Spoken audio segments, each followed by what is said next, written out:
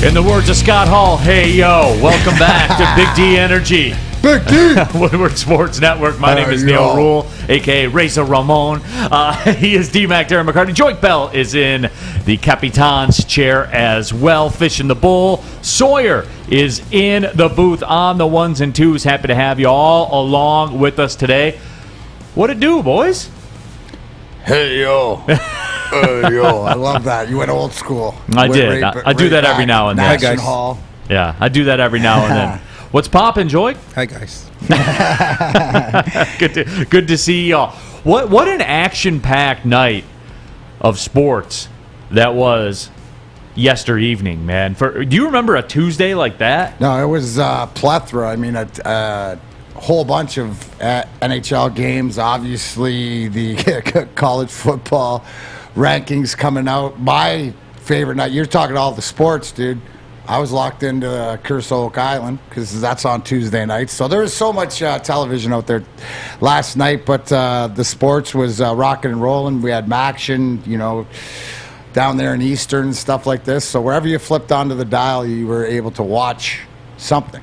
No, you were. Joik, what was your TV on last night? My TV was not on last night because I was in meetings all day. And so when I got out of meetings, I went to sleep about 9 o'clock. I went to sleep, and I woke up this morning about 5 and hit the gym. That was going to be my game plan too. Was to tucker in early, I guess. But D-Mac got me hooked with the Red Wings game. I was sold a bill of goods about the Red Wings last night. You were sold. What do you mean you were sold a bill of goods? I didn't even turn. We can talk about that later. I didn't even turn the TV on. Because I knew nothing was going to happen, and That's not what you told me. See, I was told there would be blood in the streets. No, you were told that there should be blood in the streets. You look at the lineup and whatever else. The game's changed. You were never told there was going to be blood. Did I ever get excited about this game? Never, because the game's changed. I'm not playing, not my game. Didn't handle it the way it is, and I actually couldn't watch the beginning of the game. It is because my vulnerable truth with integrity because of what I thought should happen, didn't happen, wasn't going to happen. I knew it wasn't with the lineup. So move on. Hashtag wiser playing. He knows better than me. So, well, again, too, I mean, you look at what happened in that game. The horses got out of the barn. And, the Red Wings did what they did. I like what their DNA is because you never see them. They fell behind 3-0. As I said, the horses got out of the barn, but they found a way to battle back. Now, ultimately, they couldn't get all the way back. Zadina, my guy Zadina, got one. It was a softie, but hey, you need a softie. Count. They don't ask how, they ask how many, Neil. Yeah. And obviously the ebbs and flows of the season and stuff like this. This team plays hard. They play for each other, but it's a struggle. You look at the record, they are what they are, and they struggle on the road right now. They got to figure out how not to get behind. You can't go into Dallas and good teams. This is Dallas team. I know that last year was a disappointment, but they went to the finals 2 years ago with the mainstay of their team. They're too talented. So it's just disappointing, but they'll bounce back. You gotta hope so. But it's the inconsistencies I talked about. So I'm disappointed personally, but that's just me. Yeah, and we'll get back into that. Do you ever plan to do something like I'm about to turn the TV on, I'm about to watch this specific game, and you blink, you wake up, it's 5 in the morning, and you realize you left the TV on all night, and you wake up in the morning like, oh, I missed the game, and so now you got to go back and look at the highlights and look at the stats. Oh yeah. No, but I will say it happens to me this way. No, it's happened to everybody, but it tends to happen more often with me is I have a plan in my head. And I'm going to go do this, this, and this. Like when I wake up for a day, I'm going to do this, this, and this. But then I got kids, man. And everything, in the words of Prince Fielder, I got kids, man. Yeah, well, that's true. And everything just kind of goes awry, and you can never get it back on track. But now I'm getting used to that being the norm. So now it doesn't bother me as much, if that makes any sense. But, hey, man, we all got plans, right, till we get punched in the face, right, Joik? Is that Mike Tyson? Everybody has a plan till they get punched in the mouth. Yeah, everybody's got a plan, man. They do. But I was stunned last night because, like you talked about, D-Mac, there was the Maction, and I feel I owe it as a college football fan to partake in Maction. And I have a buddy of mine that lives in Iowa. And, I got buddies that live, working in athletics. That's the nature of the beast, right? Like, you get friends, and Joy certainly can attest to this too. You get friends that live all over the place. That's just the way that it works. And I have a friend in Iowa, and we were texting back and forth about the Eastern-Western game last night for a couple minutes. And I said, what is it about Maction? And he goes, Neil, I don't know. He goes, I'll never watch Eastern-Western on a Saturday. Never, ever, ever, ever, ever. He goes, but I watch it every single Tuesday that it's on. Isn't that crazy? I think that, yeah, and doesn't that say to ESPN or whatever, like it's about figuring out the viewership or figuring out what's to watch, and obviously a Tuesday night is the night to put the Maction on, but I think more people, to your friends' viewing about Mac, most people probably wouldn't know what the Mac was if there wasn't Tuesday Maction across the land. And that's the thing about ESPN or ESPN Plus, wherever they carry it, is they get not only see it here in Michigan, what you usually would, but also everything else. But when you watch those games, man, it's so apparent the different level, right? The different level between, we're going to talk about the Power 5, the Big Ten, whatever else. But it's entertaining. That's why everybody watches it, because they realize it's entertaining and it doesn't take them away from other viewing. Well, and it's football, Joy. It's football on a Tuesday. We're going to get it 7 days a week, man. Like, we need it football 7 days a week. Slowly but surely is taking over every day of the week. It already has the calendar, right? As far as monthly calendar, and that's what the NFL wants to do. And then college football is coming into the picture where, now it's in the off season. Once football starts at the end of July, you have the end of July training camp, then it goes through February, and then you have like that dead month in March, and then it gets hyped back up because now you have the draft in April, and in May, OTAs, all that stuff from May and June, and then boom, July, back around you in training camp, And so it's like those little dead months that, the professionals like you and D-Mac and, Sean Belizean told me those are the dead months. I didn't know what that was until you start getting in this business. Until you get in the business. I said, okay, well, and slowly but surely, man, it's starting to become something that you can enjoy every day of the week. No, you can. And for everyone that's getting involved on our YouTube chat, if you're watching our YouTube channel, certainly jump on in the discussion. That's rolling the entire time. Our social media handles are on the screen. If you're listening on the radio, 93.5 The Roar, 99.1 FM, or 94.7 WCSX HD2. Welcome in as well.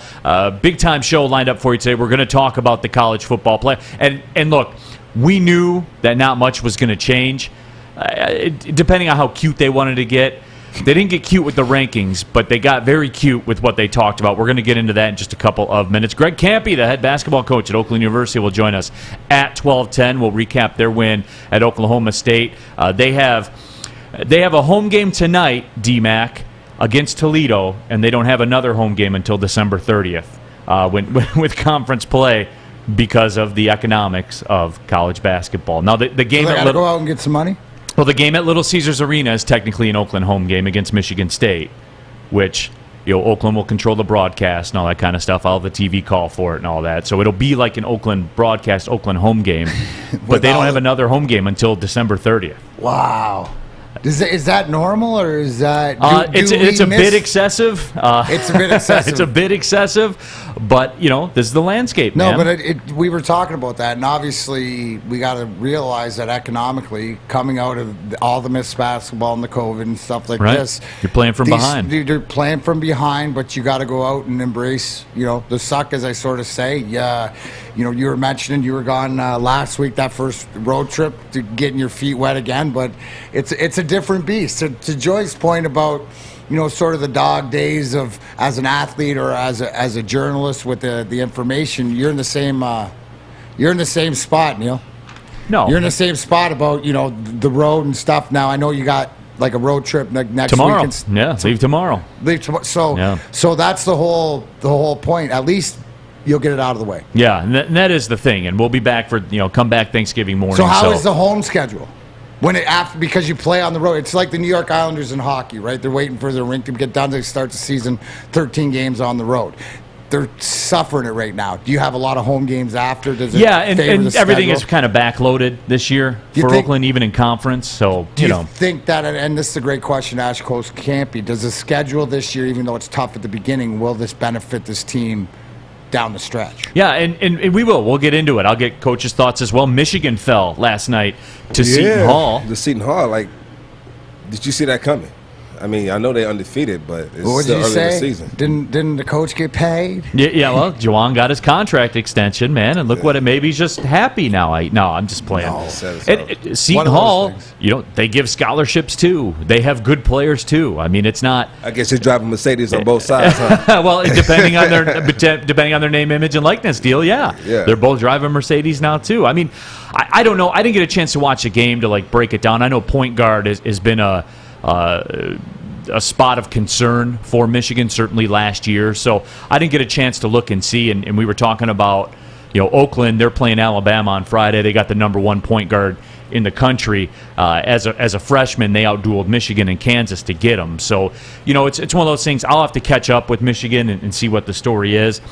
It happens. I mean, it's weird that it happened at home, but, we'll get caught up with it. One other thing we're going to do, coming up at 12 o'clock, we'll get you qualified for our turkey games.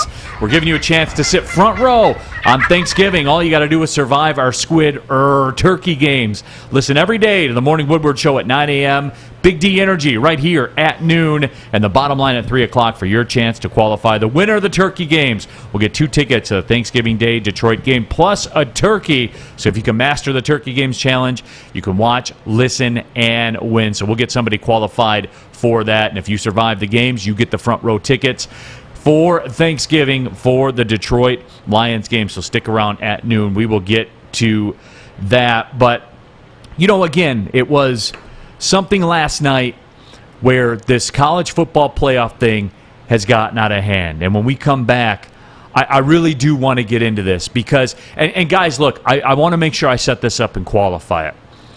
Because it happened to be Michigan they were talking about, take that away. You could insert any school. And for me, my disdain for the College Football Playoff Committee. And we're going to discuss it coming up in just a couple of minutes because what I heard last night, I had to run it by D-Mac. I had to run it by other people because I wasn't convinced. You had to run it by me? Yeah. Had to run it by me? Yeah, I got to get Joik's thoughts on it as well. You know what? We got two different thoughts. I'm always a firm believer in, tell the truth and they'll set you free. But the way sometimes it's not even what you say, it's how you say it. And I always think it's a way to say certain things so where it doesn't come off to where you're being a butt. But yeah, you really we have it, and we're going to play it for you. And Gary Barta, the athletic director at Iowa, the only thing missing when they do this College Football Playoff Committee show is a big top and a monkey that plays the organ and an elephant going through the stage and all that. It's the only thing that's missing. We will get into it coming up in just a couple of seconds. But from all the biggest games to the smallest events, make every bet worth your while with MyBookie. You can start by doubling your first deposit instantly with MyBookie's first deposit bonus. Double your money before you even place a bet. All you got to do is sign up and deposit using the promo code Woodward at MyBookie. Tons of great games and prop bets to take advantage of this week, but there's one that's catching a lot of people's eye. This Sunday, 2 powerhouse offenses meet when the Chiefs take on the Cowboys. Cowboys have been on a tear this season, while the Chiefs, it looked like they got right a little bit against the Raiders, but overall it's been a struggle for them. The Cowboys covering the spread. That might be a play people are interested in, and you can do it. And if the Cowboys cover that spread, you will get the bread. You feel me? At MyBookie. Don't wait any longer. Head to MyBookie today. Redeem your double deposit bonus so you can get in the game and start winning today. That's promo code Woodward to receive double your first deposit instantly in your account. No hassle, no wait. Bet anything, anytime, anywhere with MyBookie. Have a gambling problem? Call the Michigan Problem Gambling Helpline, 1-800-270-7117. Big D. Your Detroit alternative to the normal sports blah, blah, blah. It's Woodward Sports. Tony is a third-generation logger that has a simple, practical approach to life and work. That's why his Coast DX342 knife is perfect for him. The stainless steel blade is rust-resistant and made for all-weather use. And the double roll-lock safety ensures that it will never inadvertently close when he doesn't want it to. That's why Coast is trusted tough. Off and running here, Big D Energy, Woodward Sports Network. My name is Neil Rule. D-Mac, Darren McCarty, 4-time Stanley Cup champion in the house. Joik Bell, Detroit Lions, great also, 20-plus touchdowns in the league. Won the Division II Heisman Award. The Harlan Hill Award is, just a little light work. Best player in all of college football at Division II for Wayne State. Fish is in the bowl. Sawyer is in the 1s and 2s as well. He's got the Butler hat on today. It's game day, baby. It is game day. Game day. I'm ready for it. They got a big one. Who are they playing again? Michigan State. Michigan Spartans in Hinkle Fieldhouse. Historic Hinkle Fieldhouse at that. Yeah. So, Historic. It's exciting. How you feeling about that one? Feeling pretty good. I haven't been able to catch too many Butler games this year, but you're locking in tonight, aren't whenever you? Butler's at home, though, there's always a good chance because, Hinkle's just electric. So that place is amazing. You know, believe it or not, I've never been in there before, and I have to get in there because the place has the legendary status in college basketball. There is no doubt. I saw Butler's a 2-point favorite in that game. Oh, no, I didn't know that. I believe that's what I saw. I have to check the MyBookie line to. Maybe we can get Oakland and Butler connected one of these days. Oh, you want eggs? Have a little game. He's looking for eggs. I smell eggs. We'll have to do a home and home when you get Coach Kampe on the line. Make it happen. I know you're deep in the streets at Butler. You can make those types of things happen. Yeah, you can. But the college football ranking show went on last night, and we talked about it yesterday on here, and we told you guys not much was going to happen. I thought maybe they could get cute and move some lines around by one or something like that. But for the most part, it's the same. It's the same. Yeah, it is the same. And I know that we have those rankings up there. And I don't have any issue with the rankings, just as other than, Cincinnati has no shot of getting in, and that bothers me. But that's they got their number 5. Yeah, that bothers me. But that we've had that discussion before, and certainly we will have it again. Let me ask you this question. All right, and this is, we always talk about MSU's playing Ohio State this week, and then you have Michigan playing Ohio State next week. Right. Say Ohio State loses one of those games between Michigan and Michigan State. Now, does that team bump up to 4, or do they bump up a spot? Ohio State bumps down, and then Cincinnati goes into that 4th spot. Do you think that will happen? Yeah, it depends, right? Because as we're about to discuss, this whole thing is narrative driven. And you have Gary Barta up there. He's the chairman of the College Football Playoff Committee. And let me remind you guys, because I do feel the need to do this, because I'll always go through this. Power 5 representation, Power 5 chair, Power 5. You have the athletic director from Wyoming, the athletic director from Georgia State. Power 5, former Power 5 player, Power 5. The vice president for athletics and community wellness at Virginia Union University, former Power 5 player. And then my favorite one, Rod West, the group president of the Entergy Corporation, which is an energy company in Louisiana and Arkansas. He has a say in whether or not Cincinnati should go. I'm surprised he did not get in front of the camera and spit this out, because the power play that happened from Gary Barta, who's the Iowa head, was unbelievable, bro. No. It was like, was I seriously listening to him double talk, backtrack, and fill his narrative? It's ridiculous. And speaking of that, the big issue that I have is Gary Barta looked in the camera last night and was asked about Oregon and Ohio State and why Oregon was ahead. And he said, because they played each other and because Oregon won. Then was asked the exact same question about Michigan and Michigan State. And I couldn't believe what I heard. This man looked into the camera and said this. If you look at it statistically, set aside watching the games, that's certainly a part of it, but statistically in just about every category, offensively and defensively, Michigan comes out on top over Michigan State. Again, it certainly is understood and considered that Michigan State beat Michigan, but at the end of the day, the committee added another game this week, and the committee decided that Michigan is still needing to be ranked a game ahead of Michigan State. Next week, we'll come back and we'll look at it again. When you look at... And, D-Mac, that man looked into the camera and said, set the games aside. All right, the next question would be look up the statistics for Oregon and Ohio State and see who comes out on top and see if that's the same thing as Michigan and Michigan State. And look, I know that everyone's going to go to their default and say you're a Michigan hater and you're hating on Michigan. It doesn't matter who the schools are. And I don't have an issue with the whole Michigan State thing as much as I have an issue of he said set the games aside. Here it is. Different folks or different strokes for different folks, right? That's all it is. It's whatever narrative fits, they're going to talk themselves into it. Well, this is the reason why, and then this matters why, because what he just said was two different things, and so I don't care. See, but the only good grace is this isn't the finals, right? The teams, Michigan State, still have to play Ohio State. This isn't. I don't think this is the way it's going to end unless Ohio State beats both Michigan teams, right? So, yeah, it's just. When you realize that he's pretty much coming out and saying, we're going to do what we want, and we're going to put the teams in that best represent us as a committee, and it's all these Power Five. So, to Neil, to your point, they're maneuvering the rankings so that they get who they want in there no matter who wins or loses. My question to you, Neil, real quick. Yes. So, let's reverse. Let's go back real quick. So, before Michigan State played, actually, no, after they played and Michigan State beat Michigan and then Ohio, I said, you know what? If Michigan goes and beat Ohio State, they can still make it to the playoffs. You said no because, Michigan State might win out and, they'll get the tiebreaker over Michigan because they beat Michigan. So that's what you said. And so I said, okay, cool. Now Michigan end up losing to Purdue, right? And say they lose to Ohio State and then Michigan beats Ohio State. Do you think they put Michigan at that number 4, or do they move Cincinnati up into that 4th spot? They'll put Michigan in because that's what they want. I mean, it's clear. I went through the affiliation of everybody that's on that committee.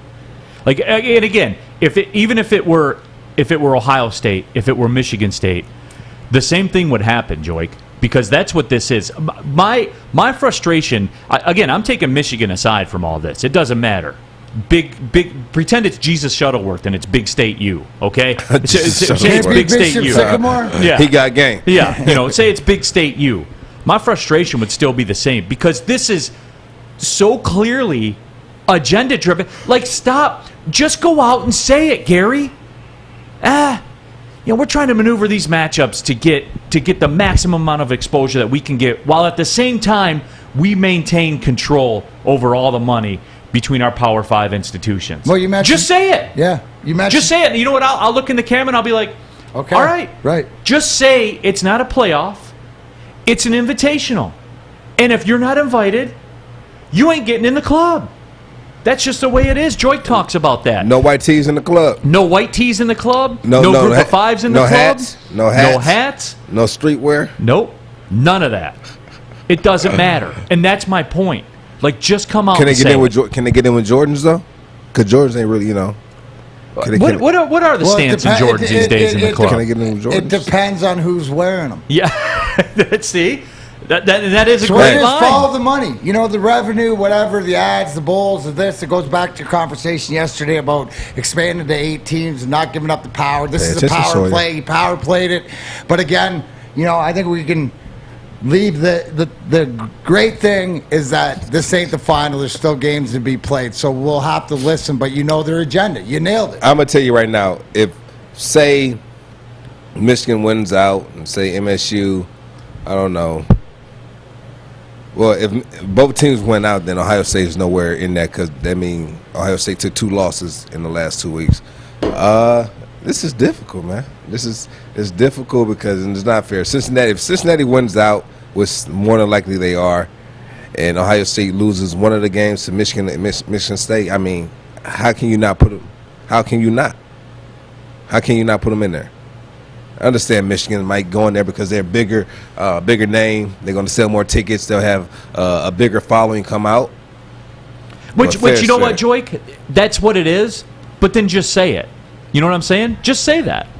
That's all I'm asking for. And Jack Harrington, our YouTube chat thread, says this may be the worst committee we've ever had. I'll agree with that. You need a more slick spokesman than Gary Barta, the athletic director of Iowa. Like, God, man. Looking at set the games aside. That's the quote. No, he said, and somebody in the YouTube chat thread said, no, he set that game aside. Joey Two-Time. No, he said set aside watching the games. That was his quote. Stuart Mandel has it, though that's certainly part of it. Statistically, in every category, offensively and defensively, Michigan comes out on top over Michigan State. The athletic director of Iowa, that's what he says. The chairman, let me make sure I get this right, the group president of the Entergy Corporation, Rod West, has a say in who will play in the college football playoff. Come on, guys. What credentials do you need to get put on this board? Like, what's the credentials? Like, you know what those credentials are, man. What's your interest? What's your agenda? What's your narrative? How much do you want it? You know, what's your affiliation? How are you going to help us get what we need? Like, just say it's an invitational. And look, Cincinnati, and you guys know, I've took up for Cincinnati. And do I think Cincinnati would beat Georgia? No, just the way nobody else would beat Georgia or Alabama for that matter. And if you really want to boil it down, even if Alabama loses to Georgia, Alabama and Georgia are the two best teams. Because, again, I'll go back to it.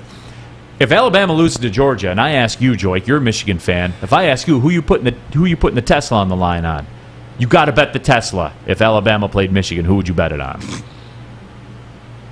You know what I'm saying? Like, did you put the camera on? Did he put the camera on me? Oh yeah. Yeah, exactly. No, which is fine. You know what I'm saying? But I got my money on Michigan. Yeah. What you mean? Okay. Well, maybe we'll see. Maybe we'll get that opportunity. We gonna see. We gonna see. No, but I mean, through all of it, it's just come out and say it's an invitational, that it's not a playoff. Just come out and say it. Because that's what it is. And just come out and say that it's our club, and DMAC, as we talked about yesterday, it isn't even the money. See, people in here are talking about ad revenue and ticket revenue. It's not the money. Well, it's power. You know what Gary? You know what he loves? He loves standing up in front of that microphone and saying, and filling the pool. I'm the Lord over all the power, this. but the thing is, what takes it? It takes that control of the money to get you there. Like, that's why there's the Enron dude from Alabama or LSU or wherever he's from. Like, you don't, and then you get it down. But yeah, that's a power trip. Looking into the camera, he was speaking to you, Neil. He looked right at you and told you that it didn't matter. Games didn't matter. In this case, I don't know. Juice's Ghost, it's important that the energy sector weighs in on the college football playoff, Neil. Well, it's absurd when you say it out loud. It's absurd. And it even goes back to before when they had Condoleezza Rice on there and stuff like that. But you just said it, right? Think about it. The board with Condoleezza Rice on it was better than the board they have now. Well, it's almost like, too, you see this name, image, and likeness stuff come out there, and you wonder, you're like, man, why would they have politicians on there? It's almost like there could be potential labor issues that, antitrust labor issues and things like that maybe in the future could be a problem. I don't know. You tell me. I'm just guessing. Well, that's probably a good guess. Like, just stop. Just stop and call it what it is. Man, you sound like you really upset. You should go throw some footballs at some pins or something. You know what? I could do that, and maybe have a couple of beers or something like that while I'm doing it. A couple mystery beers. Yeah, maybe order in some Grubhub or whatever you got. How about we go to the Foaling Warehouse in Hamtramck and do that? I would do that. It's the home of the original football bowling pin game called Foaling. You can host your corporate party, your team building event, or just come on in with family and friends. There's two ways to play. You can do the $10 unlimited play special. Just go in and hang out all day if you want to. Toss a football around at the bowling pins. You can reserve a private lane. The holidays are coming up. You're going to be looking for something maybe a little different to get that corporate squad together. Reserve a couple of lanes and roll on out there for a few hours. They have over 100 different beers available. They have a $2, and this is cool, the $2 mystery beer vending machine. How cool is that, man? What beer is going to come out? I don't know. I'm not going to not put $2 in the vending machine and see which beer comes out. I know that for a fact. They have multiple full bars. The best part, too, you can bring your own food, have food delivered. You want to be like Joik, get that Chick-fil-A for the entire squad. Bring that on down through the Grubhub. However you do it, you can do it at the Foaling Warehouse. Come get your bowl on. Check it out at foalingwarehouse.com. You know what else you can? I'm looking to bring on another HVAC tech right now. We're recruiting 5 to 10 techs a month. We're looking to grow and expand. Every new tech we hire is from Northwestern Tech. The hands-on training is fantastic. They're always my first call. We love hiring Northwestern Tech grads. They come out trained and ready to work. Our program is only 10 and a half months, and our next classes are starting soon. So why wait? I'm looking to hire Hire a graduate of Northwestern Tech. Northwestern Tech. Northwestern Tech.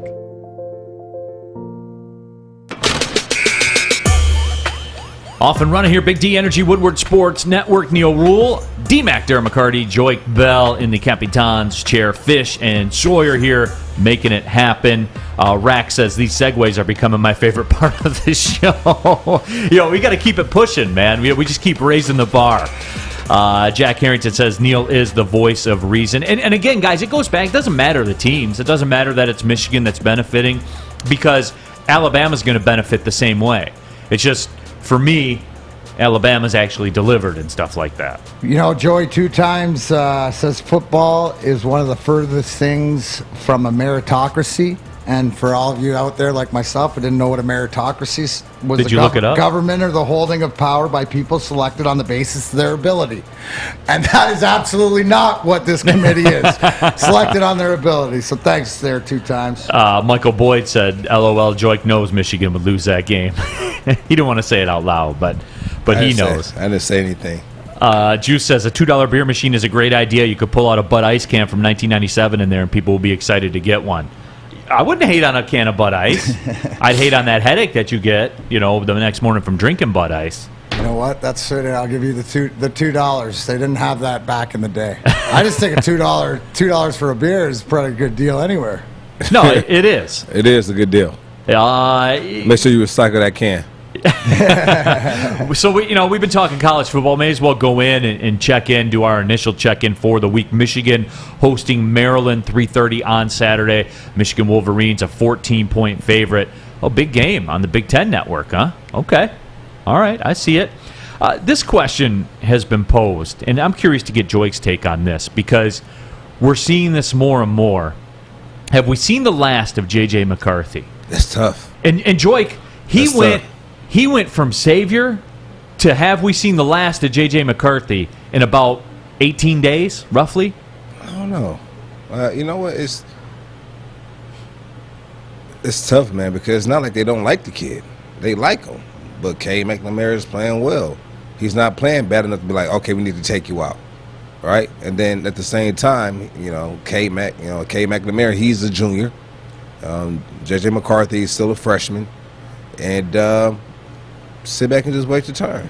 But Joik, that's not the way it works these days, man. I understand that. So if you feel you can go to another situation that might be better than this, then go. See, well, to your point, right, about McNamara playing the way he is, and to J.J. McCarthy, does this week give Michigan a luxury because they're playing Maryland? That do we see if he's in there because they're working on packages for Ohio State? That's my question. Is he still part? Like, you guys don't think he's still part of the offense? If he doesn't play this week, then I got to think that he's not part of moving forward. But I got to think they're going to throw him in there so at least Ohio State has to prepare for him. It's like this. You can play 2 good years at quarterback at a D1 level, especially like Michigan, and still go high in the draft. You don't need 4 years of playing well. Now, if he was at a Division II, then yes. But sit back, wait your turn, continue to learn the game, right? Go in and when the team needs you, and then, boom, when your time comes, which is coming soon, then go take over. But he's in a good position right now. He's in a good position. He knows the offense. He knows K. McNamara only has 1 more year after this year, and then he'll be that guy. Just sit back, go to school, get your degree, and wait your time. And this is the thing. This is the hard part for young players is the being patient. And I remember I was talking with Uncle Wes, and he said something to me that always, he said, patience is a virtue. And that's the saying going around. I never really understood what they meant until actually I got into the NFL, and I'm like, okay, I got to wait till my 3rd year to get my first NFL carry. I understand it. That's fine. I was patient, and it worked out for me. This guy just needs to be patient. His time will come. But if he wants to go to another school that's saying, listen, we'll bring you in right now, you'll start, is it going to be a better situation than here? I don't know. Rack says, at Julius Arena, I missed the Molson Triple X's. LOL. There's a lot of talk about the different kinds of ice beer out there. Those, Labatt's Maximum Ice. That's a maximum headache, too. But, Joik, the thing is with Cade McNamara, he's not going anywhere, right? He's a junior. Is he going to go to the NFL? I mean, is he an NFL quarterback? I don't think that he is. I mean, he's not. You'll see. What is he doing to say that I don't deserve a shot? What is he doing to say I don't deserve a shot? What is he doing? I mean, when they question the arm strength, I would think. Number one. I got to think that right now it'd benefit him coming back because let's break it down. Right from the beginning of the year, the expectations and stuff, he's played when they've allowed him to. He's sort of done a decent job, and it's not because of it. You look at the last game as they're giving him some run, and the fact because he played well. Now, but what do I think? I think that you need both these guys for J.J. McCarthy when he comes in to be effective if he can be that way to throw Ohio State off, right? I don't know if Cade can do it themselves without having that play. Now, you look at the plays that when they brought in J.J. McCarthy against Michigan State, fumbled, did whatever else. He can't do that as a freshman. The question about if he's coming back goes back to the recruiting question, to what Jim Harbaugh told him and his family when he was recruited. I'll come for a year, whatever, and you play next year. Because you wouldn't expect Cade McNamara to progress. Or J.J. McCarthy not. So in this situation, it goes down to what Joink said. Is the kid patient enough? Does he believe in the program? Does he believe to step in line? Or does he think that maybe he's a Joe Burrow and Michigan's is Ohio State, and he can go somewhere else and get that shine. Well, Joik, you watch Cade McNamara throw balls down the field, right? It wasn't terrible when he has. It wasn't good. It wasn't. None of that suggested it go to the league to me. Come on, man. Who does he really have on the team right now that's taking the top off the defense? Come on, who? But I'm saying though that the accuracy is just not there from an NFL perspective, Joik. He's not leaving Michigan this year and going to the NFL. He's not. That's not what I'm saying. Right. So he'll be back for a senior year. Right. So if you're J.J. McCarthy, you got to dip. Why do you have to dip? You're going to wait another year? Yes. When there's 35 Power 5 institutions that would bring you in and start you right away. He's not sticking around for that, man. Listen, if he wants to leave, I'm not telling you that he shouldn't leave, but if he has a good chemistry there with a good team, right, he knows the offense, and he's going to get an opportunity after next year, he only needs 2 years to go out there and prove something. I think it goes down to mentality. Yeah. You nailed it as far as the patience, right? I think it was easier for us, and I'm older than you, but when you play, because you said we had those mentors that were saying, okay, you got to wait in line, wait for your turn, this is the why. We understand that. This is a quarterback. I don't know if they think the same way, as opposed to getting the opportunity to be the guy. Another question, anybody thought of this, is it Cade McNamara, where they give JJ the job and he goes somewhere else? That's possible, isn't it? For a senior year? I'm just saying that's a possibility, right? No, that would never happen. Can you say never? Yeah, that would never happen. Can you say never? I think you can with this case because he at worst, Michigan's going to go to the Rose Bowl. Okay, has anybody, you got to put in that question there, though, right? Exactly, depending on J.J. McCarthy. But you got to think that in today's day and age, from what we've seen with college players, he's gone. Because he's not going to sacrifice that next year. Whether he should, whether it benefits him or not, it's just the norm. The reality. What I would have told him, I would have told him just red shirt. I would have red shirted. I wouldn't touch it. If he was going to red shirt, he wouldn't have came here. Right. The guys aren't doing that. It goes to things behind the scenes, and it goes to the NIL, and it goes to all the stuff we don't know about. Patience. Sometimes people don't want to have that patience. Not today. Not in today's day. They don't. There's money on there's money on the line now, Joy. There is. Name, image, and likeness and all that stuff. Yeah. They're playing for money now. Make no mistake. What school are you going to go to, right now? If I was J.J. McCarthy? Yeah. I think that Ole Miss would really intrigue me with Lane Kiffin and that offense, and Matt Corral is going to be probably the first quarterback taken of all the quarterbacks. Certainly a lock to be picked in the first round. I think that would intrigue me to go mix up with Lane Kiffin. How many? I'd have to look at the SEC and see how many. That's just one off the top of my head. Off the top of your head, but even thinking where you're going to get that opportunity. So there's so many other just things that come to the top of my head, not only what the quarterbacks are, but you name all these teams. You named Ole Miss. You know, what's A&M's program like? Where is you're going to go play big games every week? Right. You know, and get to shine. And would you say Ole Miss program is bigger than Michigan's? It doesn't. That doesn't come into account. I'm asking you a question. I'm just asking. I mean, define bigger. All right, well, I'm saying, do you think? Let's say like having been the number 1 team in the nation within the last 5 years? Yeah, they have been. All right.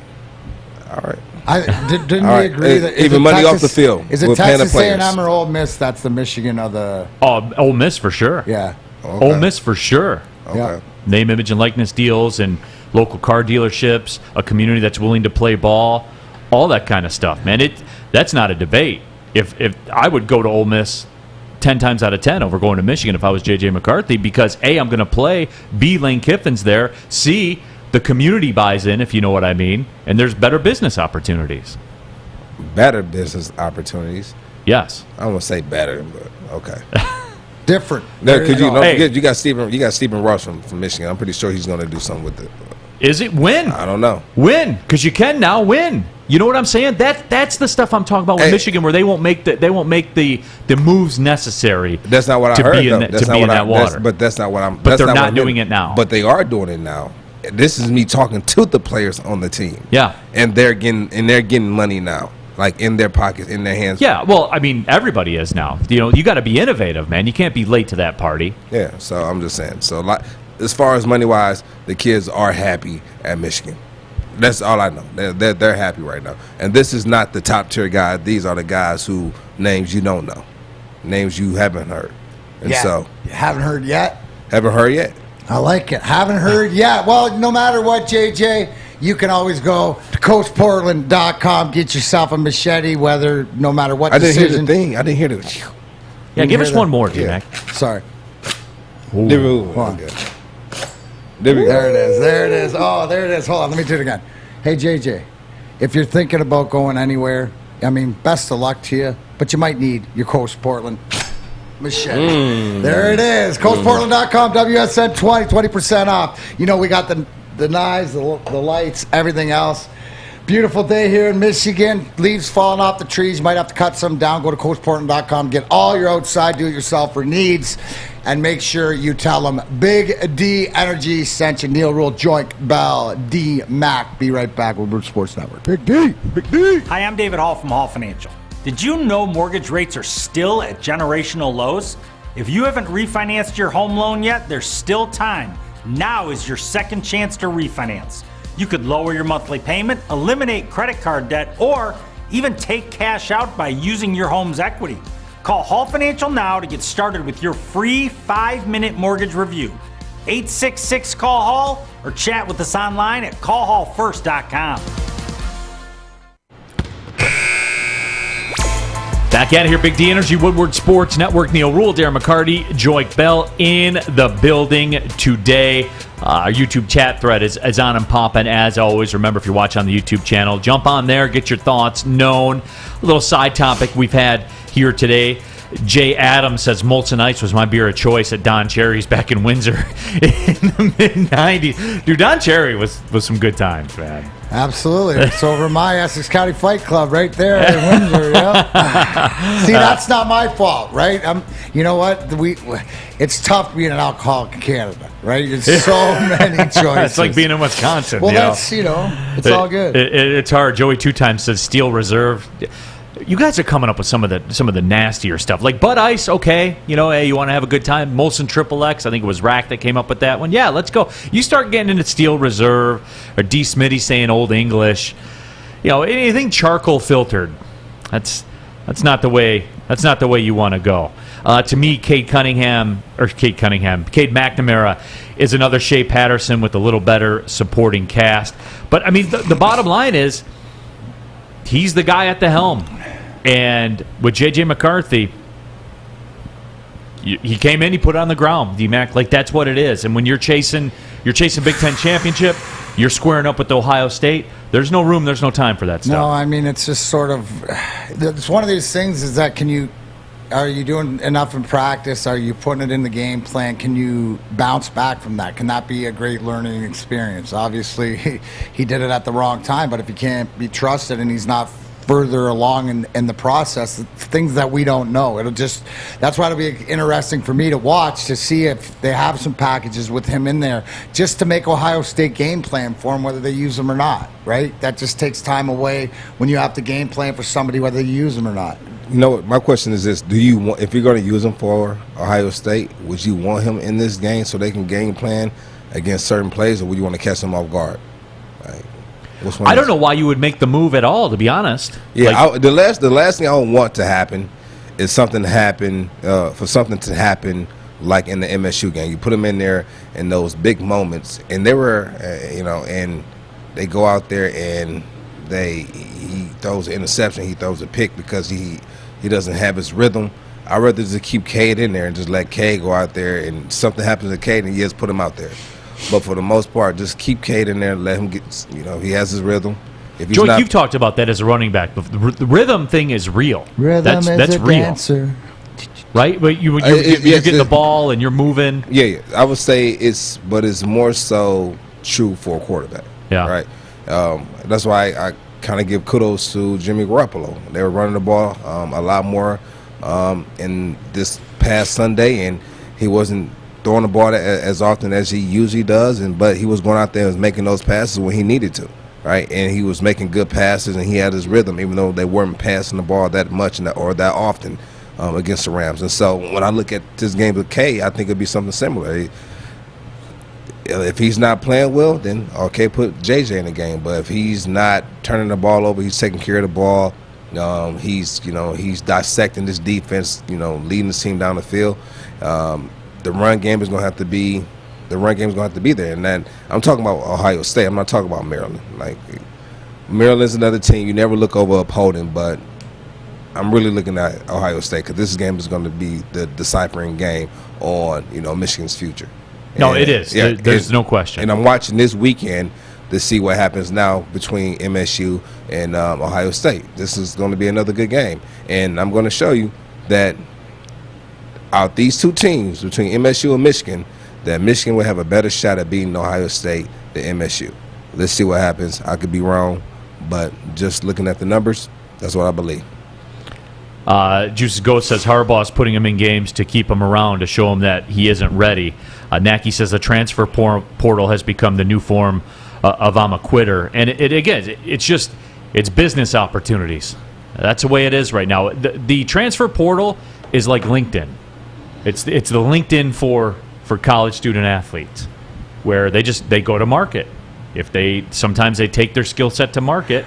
Most of the time it results in them going but not every single time. But is a better situation. Isn't it more interesting now? Because how does the NIL play into it? Could that have a that's why, and people are asking too. They're saying better opportunities at Ole Miss than Michigan with the thinking emoji. That's where it comes into play, because at Ole Miss, you're part of a different community there that views college football differently, and they throw it out. Yeah, right? Where you're saying that, Ann Arbor has opportunity and has the money, but they hold it right, right, because it's not this. So to speak, they know. Is it safe to say, allegedly, the South might know how to maneuver into NIL a little bit easier? Is that a fair statement? It's poor. Well, they were doing NIL before it was legal. That's what I'm saying. That was they're the OGs of that game. You said the point I was trying to get around, right? But they're willing to, because the football's as much of the community, but it's ingested inside. Like you said, the car deals, all this different stuff. And I'm not saying it's up here, but when you bring and you're the savior. Right? Right. When you're the guy, because when you're a transfer quarterback, they're going to throw everything at you to bring you there, right? You're the bell of the ball. Yeah. Jenna Newman says Zima with the heart emoji. Zima with the Jolly Ranchers getting a lot of love. Hold on. I saw that, and I got to give here to True Alcoholic. I'll tell you. Do they still have Zima? I would think they do, right? But Zima and Chambord. Zima and Chambord, if you like grape, that was the no tennis shoes. That was a club drink. That was a club drink. Zima and Chambord is, if you get a chance, if you like sort of the grape drink, that was the mixer. Shout out to Mike Sillinger. Yeah, Joey says I was a Corona guy. I was big. Everyone had their little run with Corona. I feel like Not everybody, because I never drunk before, so I can't say everybody. well, everybody that drank had their run with Corona. Sawyer's nodding his head. Oh yeah, Corona's great. Cinco de Mayo, you go out on Fish, the you Knoll like at Butler University. Yeah. Everybody's you like drinking that? Coronas. You like Coronas? Fish don't drink. I don't drink, so no, I guess. I mean, I hear about it. Cool bottle. Great commercials. Are you going to take a $5 drink on your 21st? I will not, and I did not. You didn't? No, I had no interest. Dang. I had Dr. Pepper, though. Hey. That was my birthday treat, I guess. Yeah, Dr. Pepper. I still think it's underrated. I think Dr. It is Pepper, underrated. even though they It's have trash. the massive commercials. It is trash. It's underrated. They got the It State is. First Tech thing, How's too. it? State Bro. First Tech, Big State U. It's not underrated. It's, Yeah, I it's feel rated as though down. it is. It's rated down where it's supposed to be. Who drinks Dr. Well, you got to. Pepper? I'm working on like a 5-year That's curve. horrible. That's I've been out of the garbage. game a while. Do you so know you'll how? have to forgive me. You know how they made Dr. Pepper? The same way they make every other soda.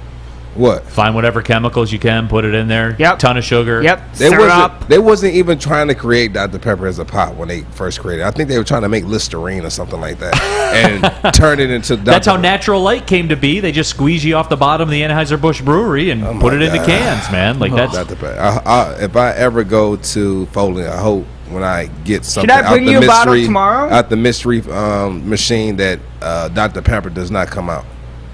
Please, gosh. Well, that's not a beer, so it will not come out of the machine. Dr. Pepper or root beer. Steve Brown says Yingling is my go-to. I got a buddy, man. He smashes Yingling. Dude, we used to smash Yingling in Florida after golf. And the pitchers and stuff, that's a good That beer. stuff's so heavy, though, Oh, man. it's just, but after a hot Florida day, that was good. I like Yingling. Yeah, Yingling's getting some love. Bud Light Platinum, haven't had that one, so I don't know. I have like a beer maybe once a week, twice a week. That's really like I'm really more on the bourbon or the vodka and soda. When you're watching your Saturday night Get Right with New Rule. Absolutely, I gotta get back on board with He's that. gotta I'll have that find for you a- tomorrow. Hey, you know what? That's your problem. What have you been going? You haven't been going with the right concoction. You're right. You know what I'm saying? You're absolutely You right. got to switch it up. You know how those things work. Even gamblers and viewers and sports people, announcers, broadcasters have to mix it up. They have routines and stuff like that. Might Yep. be even the brand. Jenna Newman says Hershey's Yingling. Is it good? I saw that one in the store, and I wondered about because I do on Christmas Day. I'll have a couple of chocolate stouts. That makes sense. You know, just as like little that makes Christmas sense. thing. Little Christmas morning. Yeah, I do like Christmas ale, but I only like it like for that 2-week window in December, and then after that, it's over. That was like eggnog. Used to crush. Yeah, eggnog rum and is good eggnog, once. Rum and eggnog on New Year's I've Eve. had eggnog in. I don't think I've ever had eggnog, ever. What? Ever. We had this discussion earlier, and so I see you walking in here this morning because are we having a Christmas party today? No, Is it's that- Thanksgiving. Yeah, it's the Thanksgiving potluck. The potluck, yeah. Did I miss the memo? I guess I missed the memo. I mean, No, it was it only was- hanging out. It was only hanging on Yeah, all and accounts. It was And in the in your Slack, office chat, I think. Office content, and the whichever big one it deal. is. You know what it was though. You know what? And You for don't- the you don't look people at those. people watching this show, please go to the comment section. I'm gonna ask one question. Put down SP or put down PP for whichever one you want. So SP is for sweet potato and put down PP for pumpkin pie. So sweet potato pie or pumpkin pie. Which one do you guys like more? Pumpkin pie or sweet potato pie? The answer is yes. They're both great. Pumpkin. Sweet potato pie. No, I know. And Neil likes both. Okay, so we need the people coming in the section and just put down PP or SP for sweet potato pie or pumpkin pie. People I are agree. fired up about Yingling too, man. They are. This is a great PP. Look at Mike Juice- G. PP yeah. really put PP on there. Juice's Ghost is on his game today, man. He says people love Yingling because they can't get it here, and there is a lot of that to it. No, There is. absolutely. It's don't know what you got till it's gone. A lot of times. So what do we got here? We got one neither. Looks like pumpkin pies. Looks like pumpkin pies got a little bit of a lead. 7-3, 7-4. It's probably SP is coming in. They coming in now. Yeah, the SPs are coming in. There's a few. Some SPs coming in. It looks like pumpkin pie's got the slightly. I would say that's the corporate advantage that pumpkin pie has. No, it's like a blue blood college football program. Like sweet potato pies like Cincinnati, and pumpkin pies like Michigan. And Michigan's always going to end up in front of And they're always going to end up in front, man. That's just the way that it is. But no, we just called your program pumpkin pie, Michigan. My G said I go double fisted, PP and SP. All right, hey, and that's cool. I respect that. I do. I like them both. And you know what the bottom line is? I could just forego the pie. SP won. Sweet potato pie won. Check if you're not looking. I don't know what you're watching, but I'm watching the YouTube chat. You know what though? Right? Jenna, you on to something. Whenever I'm going somewhere and it's like I don't know what the crowd is, because the thing was this, right? The thing was this, that black people eat sweet potato pie and white people eat pumpkin pie. And so when I went around the office, we asked that question, and then some of the people never had sweet potato pie, and like you and I had both. Mm-hmm. And so whenever I go to like a mixed crowd, I play it safe, and like Jenna said, I go with apple pie because everybody loves apple pie. Apple pie is good. Yeah, man. everybody loves apple pie, so you can't go wrong with apple pie. It's rare you find a pie that's not good, though, to be honest with you. It depends on who makes it. It doesn't matter fair. either or. I agree with Tammy. It's Cool Whip with the side of pumpkin pie. That was my point. Like I could forego the pie. I brought a big thing of Cool Whip. Put the Cool Whip down first, then throw the pie on top. I'm gonna tell you right now, if I go in there, big one, big, and I see some potato salad with some raisins in it, I'm throwing it in the trash. I'm letting you know right now. It's a lot of stuff in there. I don't know what's in there, but if I go in there and I see that, we're gonna have some issues. You can't eat it. You gotta stay away. It's like I asked Neil about the marshmallowed sweet potatoes or whatever. Oh yeah, and he said he didn't make it. So yeah, I don't make it. I just eat it when it's so that's what sweet potato. That's like sweet potato mash. Yeah, like sweet potatoes. Yeah, sweet potato mash. I've had that before. That's not terrible. And then you take the marshmallow, but you got to crisp the marshmallow on the top. It's got to have that brown crunch to it. And it's like almost like mashed potato, but the sweet potatoes on the bottom of it. There you go. I've had that before. There you have it, and it's strong. You know what we need for this company-wide, I guess you would say, potluck, if we're going to do it right? Gypsy Vodka should be making an appearance. It took exploring 50 different formulas and hosting countless taste tests, but we believe Gypsy is the best tasting, smoothest vodka on the market. It's gluten-free. It's corn distilled 6 times using artesian spring water. Support local brothers from right here in the state of Michigan. Try a bottle today. Ask for it by name. It's Gypsy Vodka right out of Petoskey. And as always, drink responsibly.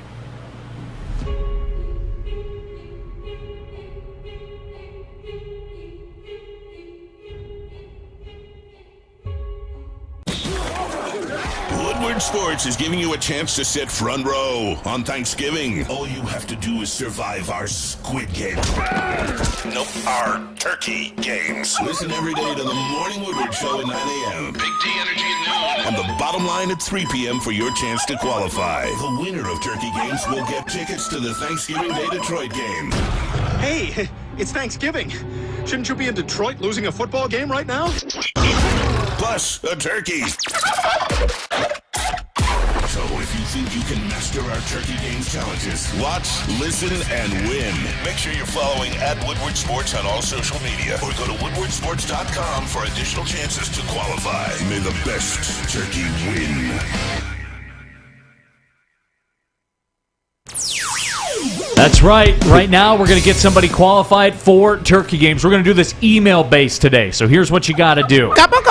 Send an email to turkeygames2021@gmail.com. So get that email app open. Send an email to turkeygames2021@gmail.com. And all you got to do is tell Fish, because Fish is going to open the emails, the first email he gets with my favorite vodka. Tell him what my favorite vodka is, and if you were listening, about 30 seconds ago, you would know. But send an email to turkeygames2021@gmail.com. We'll get you qualified to come on out, compete in the turkey games. You can win a pair of front row tickets to the Lions Thanksgiving Day game and a turkey. Everything you need right there. for the Thanksgiving holiday. So, again, send an email, theturkeygames2021@gmail.com. Tell Fish what my favorite vodka is. He'll confirm with you, reach back out to you, and get you all the info, what you need to know, and everything as far as how Turkey Games 2021 will break out. Again, send an email, turkeygames2021@gmail.com. Lit. Yeah. So. Big D Energy, Woodward Sports Network, Neil Rule, Darren McCarty, Joik Bell in the house. We have our company-wide Thanksgiving-themed potluck lunch coming up when we're done here. If I would have known. Crushing a piece of pumpkin pie first. I'm going to have a sliver with you, D-Mac. Right. I'll have a sliver, and only because you brought a vat. A tub. A vat. I looked at the first, and I looked again, and I went, no, that's not going to work. If I would have known it was today, if I would have been paying attention, I would have. That's a better way to put it. I would have been paying attention. I would say that. If I was paying attention, I put look it at on the me. accountability. I love it. I would have made Hold on. the cornbread I made yesterday. I would have made it today. I would have brought it Oh, in. now, did you see what he does? Yeah. Do you see how he did that? You see like I did it? He gives like, okay, my responsibility, I wasn't paying attention, but screw you guys, because you ain't getting my cornbread that I made yesterday. but you know what it is? I would make it. It was my first time ever making it, and it's a recipe. It's a family recipe, and I added like 2 ingredients that's you're not supposed to add to it, but I added it to it, and it kept it moist. It was crispy on top. It was delicious. Hey, Neil, last time I looked, didn't need to be Thanksgiving or a potluck to enjoy cornbread, right? No. No, I mean, like if you brought it in, like you cooked. You can't on bring and stuff. cornbread in by itself. You got to have something with it. You gotta have something with it. So I ordered some soul food. Oh, now he's gonna go. Now he's gonna break down a meal from last. So I ordered some soul food, but they didn't have cornbread. I said, "What? I never made it before, so let me go in there and find it." And I went in there and found soul food and made cornbred. You're unbelievable. That is awesome. I did because you gotta have my cornbread. You gonna eat your cornbread? I'm in New York City. You ain't taking my cornbread. Neil Rule, Darren McCarty, Joik Bell here in the house. Big D Energy. Golden Grizzlies head coach Greg Kampe will join us coming up just after 10 minutes past the hour, so we'll get his thoughts. That big win over Oklahoma State, obviously. They're playing one home game tonight against Toledo, and they won't play another home game until December 30th, but hey, that's the economics of the game. What do you got, Fish? You do say that, but if you actually look at Oakland's schedule, you guys have, what, a week and a half off? Like from December 13 to December 28th, whatever. So there's this little thing that go on at colleges called final exams. No, I know, but you're just making it sound like, oh, we're playing like 12 straight road games. No, what would be the count? It'll 12 be straight road games. It'll be Alabama, the 3 tournament games, so that's 4, 2 conference games, the Michigan State game, so it's 7. Yeah, 7 games. games. Straight. Yeah, in a 30-game season. I mean, that's a lot, but you're just making it sound like you're lot. playing 20 straight road games from like the time to now to December. Well, Fish, 20. when you play a home game today, which is, what is today? November 17th. Mm-hmm. And you don't play another one until December 30th. That's a long time. Yeah, but you have a week off in there, so you can't count the week off you have during. Just trying to. You okay today, Fish? I'm great. Okay. USA did win, so I'm a little down. No, I want to check. I just wanted to make sure. Yeah. Let me tell you who's not okay, though. Jared Goff is questionable for the game this weekend against the Browns, and Joik and I have eggs on that game. Yes, you know we do. Yes, you do. You said it was the one. Yep. My question is, you feel more confident in your eggs joint now that David Blau's in, or if he starts? Well, we don't know that quite for certain. So my question is, who would you be more comfortable with playing? I hurt Jared All right, Goff so- or so- a so- healthy David Blau? All right, so real quick before I answer this question, make sure you guys go click down and hit the like button. We have about 150 people in here right now. We only have about 30 likes. We need about 100 likes. Just go down and hit that like button for us real quick. But do I feel confident about this upcoming week if they put in Blau? There's only one answer. No, it's 2 answers, and let me explain before you hop in. All right. So for us winning, yes, right? Yes, I want us to win a game. For our draft stock, I want golf in there. I want golf in there. All right, because the thing is, you think Blau gives him a better chance to win than Goff does? Yep. That was my question. Yes. I think. At what point? What are you looking at? Joy, can I ask you? I've seen David Blau play before. Okay, Yeah, you but think David Blau he's can going to go throw to the game down and the throw field. 70 yards? It depends on the game plan. Depends on the game plan. 20 passes, he's going to. David Blau. I guarantee he throws more interceptions than touchdowns. Is he more versatile? Can he move? Can he He move? can Better move than more. Goff? Yeah. So there you go. There we Gives him go. a better chance to win immediately. And because you know what, I've seen this Goff performance. better? 1.8 yards downfield. Anything's better. Come on. I What are you understand looking why at? you don't want him in, Neil, because you realize too he gives us a better chance to win. I don't think Blau does. All right, so you So rather you'd be put more Black- so- confident with Blau in than Yes, Goff. 100%. Wow. On the road, oh, no doubt. Okay, No let's doubt. see. And Let's now- see. now the We got- name- You know what? Maybe because on the road, you might have a little something, but really, your eye test, and now you hear Goff hurt. I have an eye test with David Blau. No, I I've get it, seen but that you got to act. hurt Goff. I don't want to hurt Goff out there. I want to healthy Goff out there. I don't know. I'm looking for something different, and maybe it'll give some juice to the locker room. And when you keep the D honest, when at least you can throw it past the first down. The name that concerns me, and a lot of the YouTube chat thread people right now are talking about, is Tim Boyle. Tim Boyle's unknown. I know what David Blau is. I've seen that act before. And certainly we know So what you're more Jared Goff excited about is. Tim Boyle, or less excited like he could be better? As Like my friend you- Matt Derry calls him, Mr. August, Tim Boyle. Oh, Mr. August, the D's. Yeah. No, but I mean, he concerns me a little bit because you don't know. You know, is he going to come in there? Is he going to wing it? If Tim Boyle gets in the game, that does concern me. But David Blau, I've seen that act. I have no concerns about the Lions popping up and winning at Cleveland. None whatsoever. And that's even if I don't know the status of Baker Mayfield. Has anybody been caught up with what's going on with Baker Mayfield at all? You know, I don't know what the story is as of yet. But as far as David Blau, I've seen that act, Joy. And again, if Dan Campbell thought David Blau would give them a better chance to win, he would be playing. Or he would have played when both were healthy. He would have. Unless. No, because. All right, so I'm going to tell you right now because. No, David. You know what, man? We're not going to go back and forth who's better, Blau or Goff. I just think that, you know, we'll have a better shot of winning the game if we have Blau in there. I do. Now, as far as like the front office, I'm gonna let you know the front office they want that first overall pick.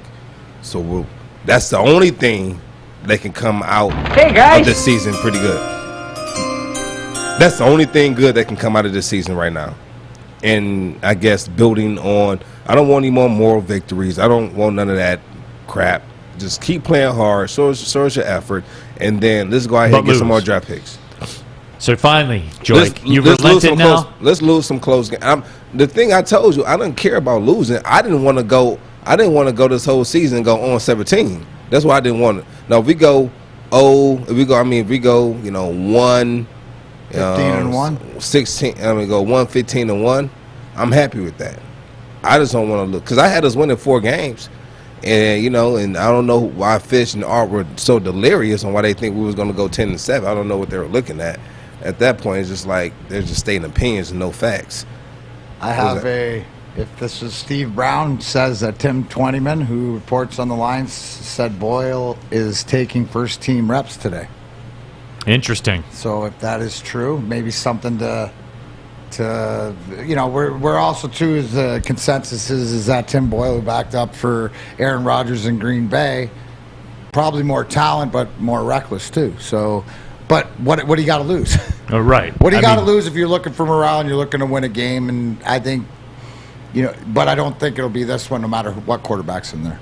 And just for what it's worth, David Blau, Detroit Dabber 3-3. David Blau started 5 games in his career. He's 0-5. Boyle. Hey, but that's what it is, man. Like, it is what it is. They can't win anyway, regardless. I'll tell you right. What's I guess Goff has 1 tie. I guess. Well, the Lions will carry a 21-day unbeaten streak into that game against Cleveland. Wow. That's under Jared Goff's watch. It's Jared Goff as a quarterback. I mean, we also have the record for longest streak with scoring fewer than 20 points in the game. Was that 20? What is that? Let me look at my notes. I don't know how long it is, but we got the longest streak for that. The longest streak for scoring less than 20 points. Look up there right now. Lions with 8, Jags with 3. God, man, they've gone a half a season scoring fewer than 20 points. Yeah. That is incredible, man. That's 8 out of 9 games. Good Lord. Have mercy. Good Lord. Bring in the boil. It's crazy. You go into the fourth quarters, right? You tied up 16-16, and all of a sudden you're getting that overtime, and you just get cold. You get cold. Well, and if Jared Goff's quarterback days, once they're done, maybe if he wanted a new career, Joik, who should he see? He should see Northwestern Tech. That's a place that's always hot and really cold.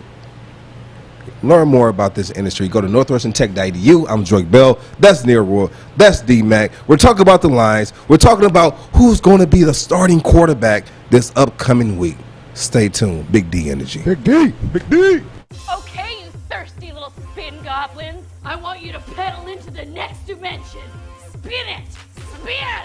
Spin. Uh-oh. Carmen's falling behind. Let's give her the hiss of shame. Spin. Spin. Spin till you bleed. Don't ride the bike of shame. Come to Planet Fitness and find your own lane with tons of equipment, free fitness training, and no hissing. Join today for just $10 a month. Make sure you download the Woodward Sports app in the App Store and the Google Play Store today. Take Woodward Sports with you wherever you go and listen live on your phone or mobile device.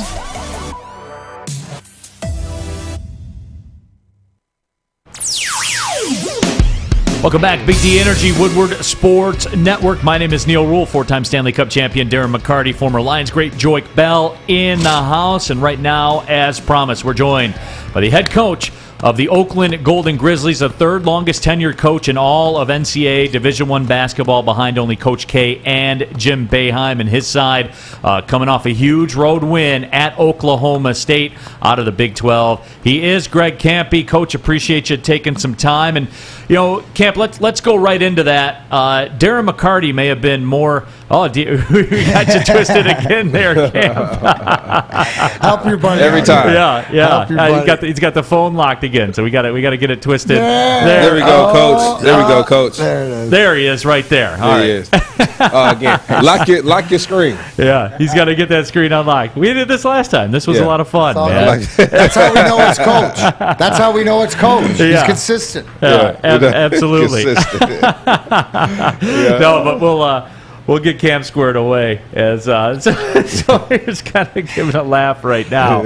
But it was a big win for the Golden Grizzlies over Oklahoma State, another Power 5 win for them. They'll be at home tonight against Toledo at the arena. As Joik would say, pull up on the arena. D-Mac's been out there before. He sat courtside. I've been there before. I'm coming Joik's back. been there before. I'll be coming back after this hellacious road trip.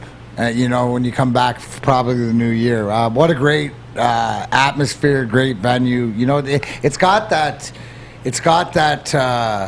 I don't know, that bigger than small, big feeling. It's got that big arena feeling, but everybody's on top of each other and the crowd's into the game. And I think even watching it from as close as you can watch, it's an exciting. Are all the places you travel and the places you go, like where you're going to Alabama and all these other ones, are they similar? Like the smaller division, the Horizon League teams, and do they have smaller none of venues? the Horizon League schools are like Oakland. The student section does the Grizz gang, the student section, they're the best in the Horizon League. That's fact, not opinion. All right, we got Coach Kampe back on here. We got him squared away. I knew that we were going to... There he is! My God. There it is. Consistency is the hallmark of greatness. Right? Yeah, absolutely. But Camp, I had this brilliant lead-in. We talked about it, the win over Oklahoma State. And I'll tell you what, Camp, no, you weren't even as excited as Darren McCarty was when we were talking about Oakland getting the win. What was that like? You were there, Neil. In that environment, that's one of the coolest places that college basketball's played. It was so loud. Jalen making those free throws in that environment with the noise and that was just a special moment for the program. So we've won 12 of those games over the years, and that one was as special as any of them. Just for been a few years since we'd won one, and we talked earlier on the show. I thought we had a chance to be really, really good. So maybe we do. So I guess that's my question, and I follow you on Twitter, and I loved the picture of the early morning with the plane and winds in the morning, because that's part of the journey. And I think that, the question is, we've been talking about it, that you have a different schedule coming off the road. You got a home game, but then you play on the road till the end of December and stuff. How different is this, and does this win against an Oklahoma State team early in the season, does it help your program? Well, with that schedule we have coming up, and with, as you said, not being at home, and the home game's against Toledo, who's very, very good. They're ranked in the top of the mid-major. If things didn't go well, if we didn't have a win, you could see it snowballing into something bad. And that win now is something we can hang our hat on. The game at West Virginia was just as good. We just couldn't finish it. We had a chance to win both those games. And, you saw a team in our league last night go to Purdue, and probably on paper they're the best team in our league, and they got it put to them pretty bad. And that can happen to you on the road in this business. And so the fact that we played 2 games like that showed that we can compete. It gives us a lot of confidence to believe that we can get through this tough, dauntless part of our schedule. You got a question? Yeah. So Coach, going into this game right here against Toledo, you guys just won a big game, a huge game. And as far as your team, what type of confidence does this give your team, your players that you haven't seen before? Have you always seen it? No, I think that it substantiated what they believed. It's easy to have swag, but you have to earn swag. You have to earn deep down the truth, right? You know that. You've played against players that fake that, and then when it's on the line, they can't get it done. But they act and they believe they have this, but they can't do it. And I think that you earn that right, and now they know they can do it. They played with, Oklahoma State's probably one of the top 25 teams in the country. And they played with them, beat them, and so they've got that to hang their hat on. And going into Toledo, I think it's a really important game for us. I really do. I think that, I think that coming off that win and now playing a really good R-level team in our building with a very large crowd, I think we have to take it one step further. I think this is a must-win for us. I don't count the non-league as must-wins very often, but I do think this is a must-win for us if we're going to go on and have the type of year I believe we can have. Joined by Greg Kampe, the head coach for the Oakland Golden Grizzlies. They're in action at the Arena tonight on the campus of Oakland University against Toledo. Should be a very, very entertaining basketball game. Come on out if you guys have the opportunity. But Camp, Darren McCarty asked the question, and Joik asked the question too, and some of the viewers and listeners are talking about it. The atmosphere at the Arena, and obviously I'm around it doing the games for ESPN Plus and the radio and all that kind of stuff. And McCarty asked me, he said, how does it stack up to the other buildings in the Horizon League? And Camp, I told him, and maybe I'm biased, I don't know, but I think I deal in fact, that I said there's not really a comparison because of that student section and the Grizz gang and the students that are there and everything like that. And Camp, they're not just... The thing that really blows me away, they're not just there on their phones and stuff like that. I mean, certainly, they're on their phones and post on Instagram and all that kind of stuff. But they're active participants in what's going on. It's almost like they make it that way, just in terms of it making a tough building to play in. They are the best student section in the Horizon League. Oh, I think unquestionably. But I will say this, the league's getting better. I think that we've set a standard that I think Northern Kentucky, Wright State, I think those two schools are really doing growing their student sections, and they're tough places to play because of it. I think for sure, though, that Oakland has set the standard down through the years. With the great teams that I've had, they've won games for us in our building just because of the. And then again, you got to think about our building too, because of the low roof. The noise is just unbelievable. ESPN a few years ago named us the top Horizon League student section, home court advantage in the league, and so it's not just us saying it. It was done by ESPN, But since then, I would tell you that those two other schools, I think, have done a much better job. And I think we see it throughout the league where that's getting better. But I do think we've set the standard. All right, Coach Kampe, I'm going to pretend that it's just you and me on the golf course talking and stuff like this. You've already said tonight against Toledo's a must-win. I'm going to do what coaches and players never do and look ahead because you got Alabama. And just because I've talked with Neil and stuff, and he thinks Alabama has a shot to be, national champion and stuff like this. What does that mean for you as a coach going in there? Because, even Oklahoma State and all these top 25 teams, but when you go in and you play, what is it that you hope your kids take away from the game in Alabama, let alone what the score ends up? Well, I think that we want to see us defend Alabama. Alabama's one of the top offensive teams in the country. They play a very fast-paced style, and as Oklahoma State did, but I think Alabama is individually more talented offensively than Oklahoma State. So can we do to them what we did to Oklahoma State, and that's control tempo, keep the game. Oklahoma State had 22 points in the first half. West Virginia had 27 points in the first half. My guess is Alabama hasn't had a 20-point half since Nate's been there. So can we impose our defense on them? That is what I'm really interested in seeing. Can we rebound like we have in these two games with them? Can we do it again? And then again, and those are the things that at this time of the year you're looking for as a coach, so that when you get into your league, you know what your expectations are and you know what you can game plan on. Talking to Greg Kampe here. One more for you, Coach, before we let you go. Some of the viewers that are watching right now, Detroit Dabber 313 says, Neil, Callahan Hall was bumping when I was there, and Oakland was brand new in the league. My buddy got kicked out for a sign that was chirping at Coach Kampe. And you, the game against Oklahoma State, and I remember the tournament we played in Las Vegas a couple years ago. You engage, and for the people that don't know, the fans at Oklahoma State are literally on top of you, like literally right the row behind you.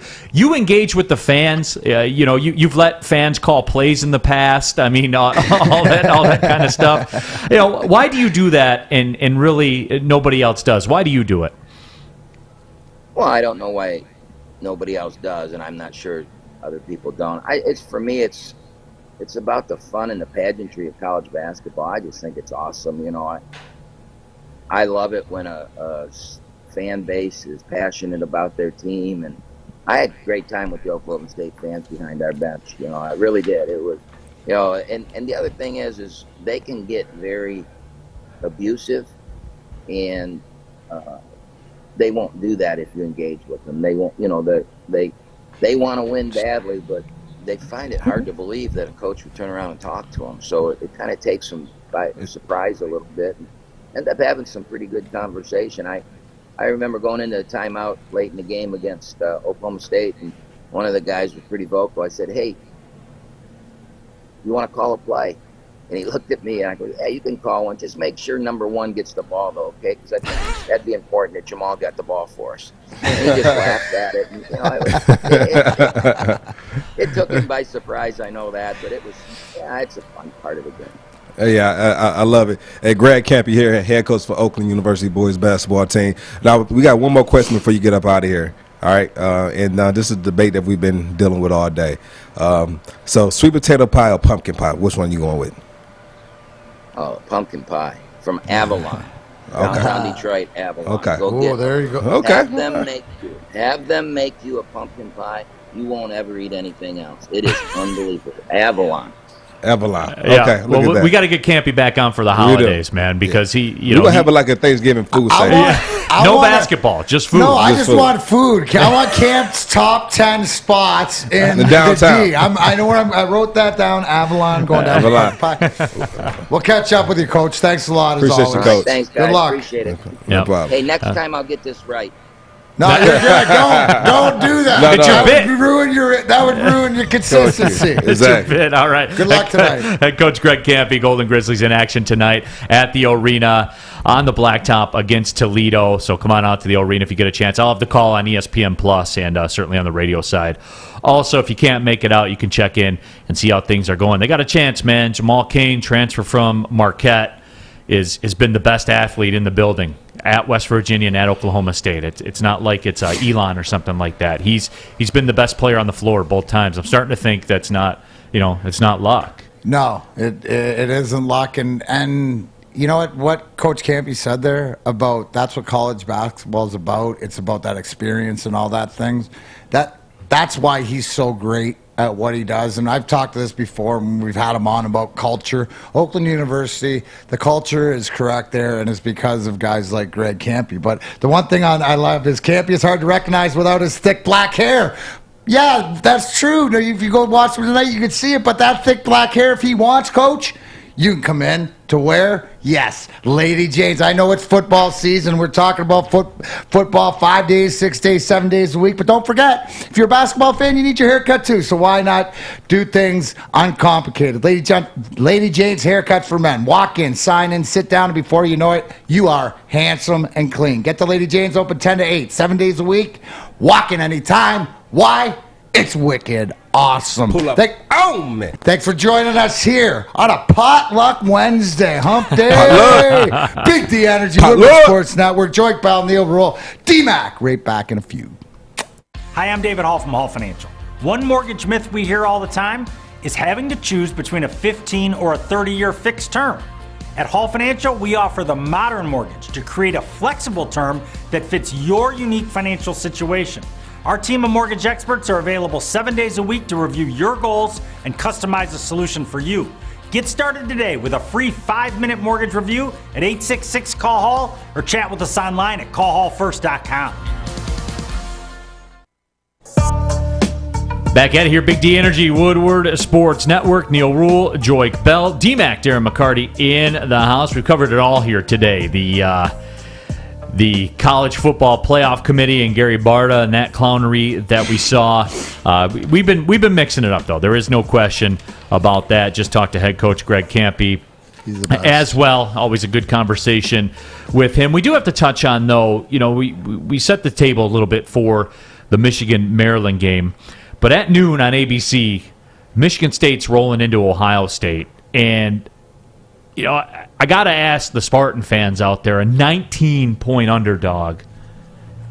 I mean, I see why. Certainly Ohio State's got things rolling. But Joy, does Michigan State style of play? I'm telling you, it might be more than that. So you think Ohio State can put it on them? Yeah. No. Yeah. No. Well, give me the how, Joik. How? Yeah. Stop the run game. That's it. Stop the run game. Make him pass it. See, but hasn't Peyton Thorne proved that he is a capable passer? Did you see him against Michigan? A good defense. What do you do? But the offense, they put up 37 points, 38 points, right? All rushing touchdowns. All rushing. Yeah, you got to throw on a pass every now and then there. I mean, he threw a pick. I mean, they didn't convert every third down running the football. It's a clock game. It's a clock game. If Michigan State can control the clock, you can't. You with the run, right? That's what it comes down to. Does Michigan State, does Kenneth Walker, does their running game, can they do what they did to Michigan's line and push them 3 yards off the ball? And if they don't, then I don't think that it's like the Lions where it's Goff can't pass. No, Peyton Thorne can put it down the field, but it goes to the game plan. I think it's all in the clock, right? How the clock is worked with Michigan State. What are the possessions? Obviously, turnover battles, stuff like this. They start out the game, rush down the field, and turn it over. They're done, just like Purdue. But if they control it, come out, and are able to run it, because I think the Mel Tucker's team is going to go, stop us. Right? That's what Michigan State do. Stop us. We talk about Michigan. He threw no touchdowns and 2 interceptions. 19 for 30 passing, 3 for 196. Wasn't that football a running game? Like, wasn't Michigan State, if I'm a State fan, any offense you're going to make is up dude, you're going against. K McNamara threw two. I don't know if I would call that a rushing K game. McNamara is thrown against the Michigan State defense that is absolutely horrendous from the middle zone to cover that we watched Purdue pick them apart. Which is in the Ohio State wheelhouse too, because Ohio State has the best maybe the best wide receivers in the country as a group. So defensively, we don't think that they'll be able to stop offensively. So it takes them to control the ball with the running. The only way they can win is to keep it closer by controlling the clock and the run, because Ohio State is set up to decimate the Michigan State defense. That's the how, Neil. That's the how they keep it close and how they win. Now, to Joink's point, he might be right. They may just Ohio State may just shut them down, get turnovers, get the possessions, run it down the field. But I gotta expect that Mel Tucker and Michigan State have been working on all these deficiencies from the loss to Purdue to try to help that out. They know they got a small margin to win, but they also believe that they can run with the Heisman Trophy candidate to take over the game. And to what Coach Kampe just said about basketball, about guys being in that position and pulling things out, Kenneth Walker's put this team on his back before, so why can't he do it again? Just because it's Big Bad Ohio State? It's not Big Bad Ohio State yet.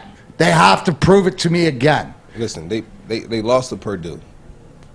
The quarterback from this is Purdue, right? Yeah, the quarterback from Purdue threw dunk passes behind the dick every time. He threw for over 500 yards. I understand, but how did he do it the same way every freaking time?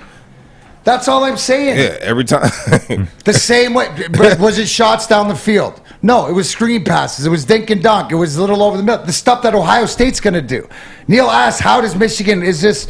Right, so you're saying that Michigan won't be able to run the ball. Michigan State won't be able to run the ball, won't be able to throw the ball, and Ohio State's going to put 60 on them. So I'm not saying they're going to stop the run, because they're not going to be able to stop Kenneth Walker. They can only hope to contain him. If he puts up 120, 140 yards, I would say, okay, that's what you guys need to do to win this game. I don't think they're going to. I don't. That's all they have, MSU. They're not going to be able to do anything else. And so Ohio State's about to. Are we not agreeing that's what they have? Yeah. That's so all. The only way they can do it is if you have 80 carries for friggin' 200 yards and the clock is the possession 45-15. That's what gives them a chance. I got the score right here. It's going to be 45-28. That's the score. So you do think Michigan State will cover? So Michigan State will cover. 45-25. Oh, okay. No, I think that I think 45-25. I don't think 3 touchdowns scored. I mean, it can be done, Neil. Like I could say at the end of the game, if it is that score, I could say, okay, how'd they do it? And if they did it the way that we said, because now this is one thing that they might have. It's Ohio State and then Michigan State. It's a big rivalry game, so they might really be up for this game, and they might play a little bit more. That's the thing that they have with this game. Because when you play games like this, every game is important, but some games are more important than others. Right. Yeah. You take it more personal. Right, it's more personal, and that's the thing that they might have going into this game. The same way Michigan is going to have that same mindset going into this game when they play them next week. So, yeah, and it's interesting too to see here on the YouTube chat thread, because most people share Joink's opinion. YT Sparty says, "Do you remember that time Oakland beat Michigan?" Yeah, I do. As a matter of fact, that was November 17th, 2000. The only time Michigan ever played a road game. They came into the arena and they got beat 97-90. I do remember that.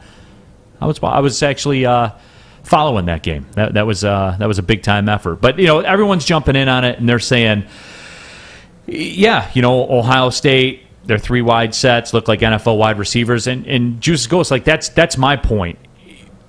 I understand D-Mac's sentiment where if you have Kenneth Walker, you have a chance, because he probably at least should be, if he's not your Heisman Trophy winner right now, today, and understand there's still some... He's in New York.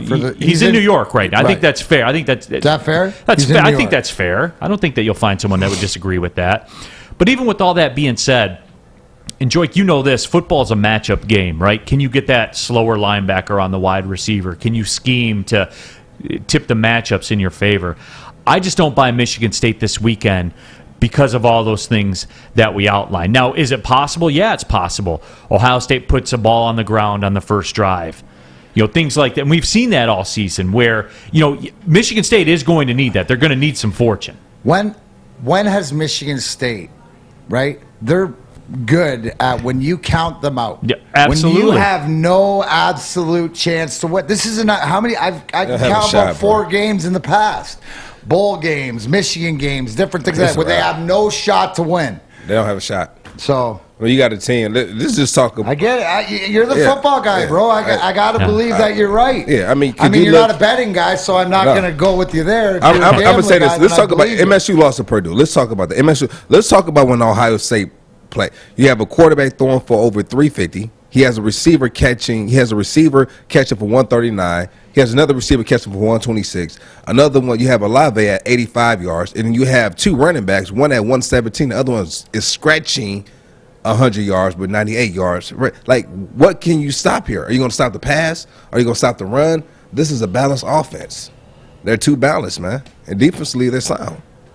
Right, and that's where it is, and that's where Ohio State. We didn't see that at the beginning of the year. Yeah. This is a different Ohio State team than the one that played Oregon, and C.J. Stroud's got it cooking right now. Yeah, he's cooking right now. And the biggest thing I think, Joik, when you broke that down, no turnovers, because that's the key. 5 touchdowns, 0 interceptions. That's the key for Michigan State. They will need Ohio State to turn the ball. You have to when you go on the road. You're a 19-point favorite. Ohio State's got to cooperate with you to some degree. But, D-Mac, it goes back to what you say, because initially I say this is a very, very bad matchup. Ohio State's one of the best at what Michigan State does not do well, namely pass defense. Yeah. So, on paper, yeah, you look at it that way. But we saw this act before when Michigan State went down there with a backup quarterback to big bad Ohio State and won the Big Ten.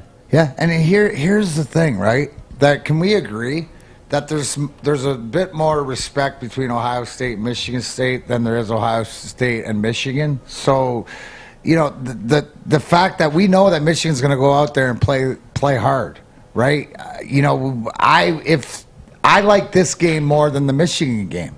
And you say matchups don't work on paper and stuff, but it's the attitude in this team that's gotten to 8-1. And yeah, Joey bring up they can lose to Purdue, but sometimes it's those losses, if you've learned from them and the way that they lost, it goes down to the coach, man. And I believe in Mel Tucker that these guys will be prepared to play.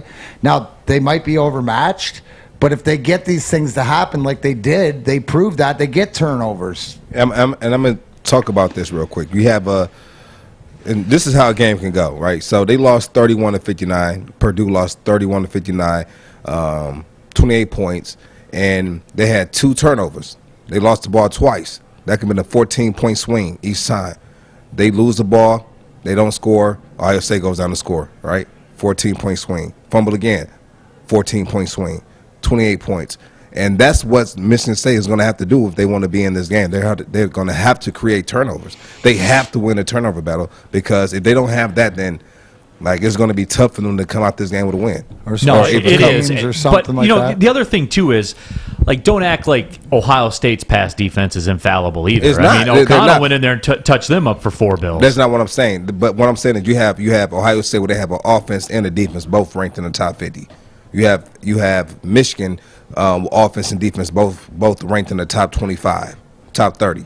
And so you look at this, and they just overall they're a better team. Can Michigan State, YT Sparty nailed it. He did, yeah. He did. You look at UM, a lot of yards, all field goals. Can Michigan State hold Ohio State to field goals? Because here's the difference.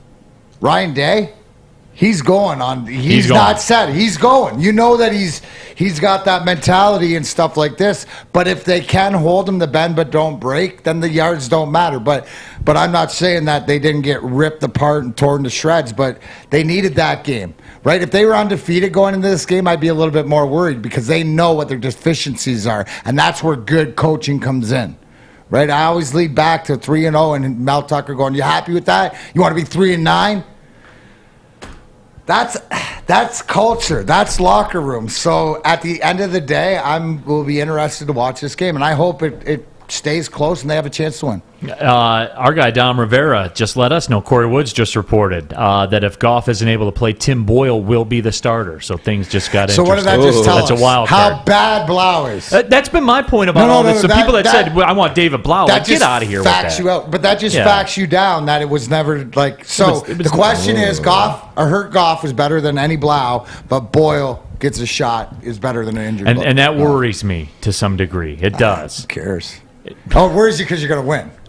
Worries you that they might win. You could, yeah, because you don't know. Yeah, I know what Goff is. I know what Blau is. Can we ask Corey, is Boyle throwing it down the field past the first down marker?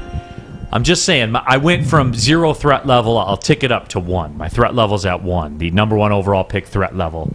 Yeah. Okay. We're going to DEFCON 1 on that. But yeah, Sunday, Lions, Browns, Woodward Sports has you covered for the pregame show. It's live from O'Toole's in Royal Oak from 11 to 1. Braylon Edwards, Ryan Armani, Maz, and my girl Jade from WRIF. Kennedy's out there as well. They'll host the pregame live on Woodward Sports and on 101.1 WRIF. It's a good show, guys. If you haven't caught the broadcast yet, make sure that you do. I've been out on there before. Joyke and I have chopped it up. It's a lot of fun, and Jade's the best. So you can go out there, partake live as well from O'Toole's in Royal Oak. Lions Browns pregame show. Jose Cuervo's in the house. ... You know what it is. Then the postgame, we got you covered.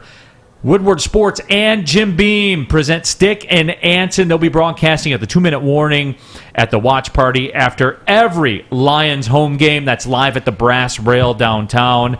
They'll get all the interactions, the crowd, everybody's thoughts, their opinions. There'll be DJs, drinks, in a Woodward Sports VIP section with food and more. Make sure you stop by after every Lions home game at the Brass Rail Detroit. Woodward Sports, your home for Detroit football. Big D. Big D. Tony is a third-generation logger that has a simple, practical approach to life and work.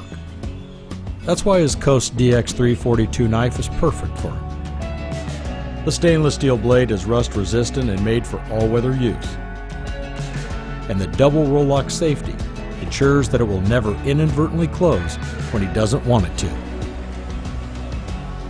That's why Coast is trusted tough. Follow us everywhere. Just search Woodward Sports on YouTube, Facebook, Twitter, Twitch, IG, and more. Coming down the stretch here, Big D Energy, Woodward Sports Network, Neil Rule, Darren McCarty, Joyke Bell in the house. Happy to have you all with us. And just some light housekeeping around the NFL world. Le'Veon Bell was released by the Baltimore Ravens. So, could be things may have run their course with Le'Veon Bell as he announced his release. Tough, man. It's tough. It's a tough position, as you know, Joy.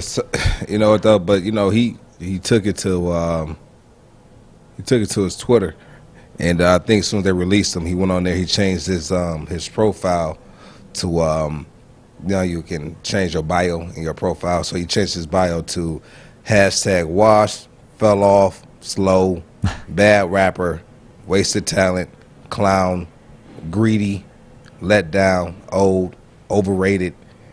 Anything else I'm missing? Anything else I'm forgetting? I wouldn't be down with a lot of that. Yeah, no. But the thing is, like, I honestly, from the time he's left the Steelers, he's declined rapidly. I think the last year with the Steelers, he was averaging 4 yards a carry. He went to the New York Jets, 245 carries, averaging 3.2 yards a carry. And then he goes to the Chiefs. They only give him 82 carry, but he averaged about 4 yards a carry. And then with the Baltimore Ravens this year, he's averaging 2.7 yards a carry. Well, my thing with Le'Veon Bell always was, and I talked about this on another show I was hosting at the time when he was holding out for the money and all that stuff. Le'Veon, go get your money, man. Go get your money. Because at the running back position, for whatever reason, undervalued or whatever term you want to use, the fact of the matter is there's two things. A, they're underpaid in relation to their importance of the game, I think. Very much true. And B, their careers are short. So anytime you got a chance to go get the money, go get the money. And he did, made over $45 million in his career, so good for Le'Veon. Yeah, he did. I'll never fault a player. Never. When you have the leverage, you use it and you go get your money. You got to because your windows are so short. Yeah, and I remember too, like taking the calls and stuff like that, and people were like, "Le'Veon's greedy," and the Steelers fans were upset and all that kind of stuff. But those are people that don't have leverage, right? You know these are people creating their own narrative because they've never been in his shoes before. They feel like he's being greedy, but was he greedy when he was playing when he was underworth, when he was getting underpaid? Those other years, off the rookie contract, and then they franchise tag him, and then he goes out there, plays well again, and then they franchise tag him again. Like, is that fair? Right? And so when it's time for him to get his money, we want to go and ridicule him. Like, no, he has a family to take care of. Right? Yeah, he has a life after this. So, and people are talking about it. Just damn, it's crazy how short running backs' careers are these days. Bell got his money, did what he had to do, and that's where I am with it.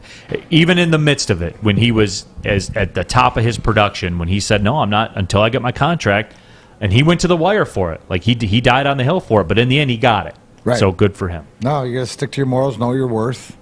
Stuff like this as an athlete, and especially in the short window of a running back, and obviously the running backs are sort of. You look at them, they're disposable, right? Their shelf life is how many times. That's what they say.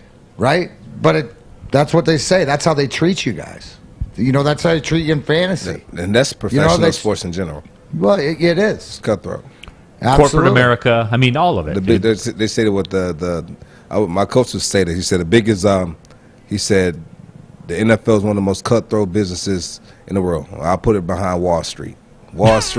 And then the NFL. He said it's cutthroat, and I always that always stuck out in the back of my head when I came into the league. And then as I was a rookie when he said this, and it's always stuck with me. So as I went through my NFL career, I would notice certain things. It would be training camp as a rookie. I'll go introduce myself to a vet. Like, "What's up? I'm Joy." He like, "I'll learn your name after training camp because if they cut you, I learned your name for nothing." I said, makes sense. Cold world. But that's what it is. But me and him end up being cool afterwards, because we end up leaving. I end up leaving, going to another team, and he ended up staying there, but we always kind of kept in contact. But I always remember he said that, and that everything will start to align. Cutthroat business. I'm not gonna learn your name till after you make the team. Oh, and like everything is aligning. Like it makes sense. This is a cutthroat business. Get your money. Player telling me, "You believe in that teamwork? You believe in that?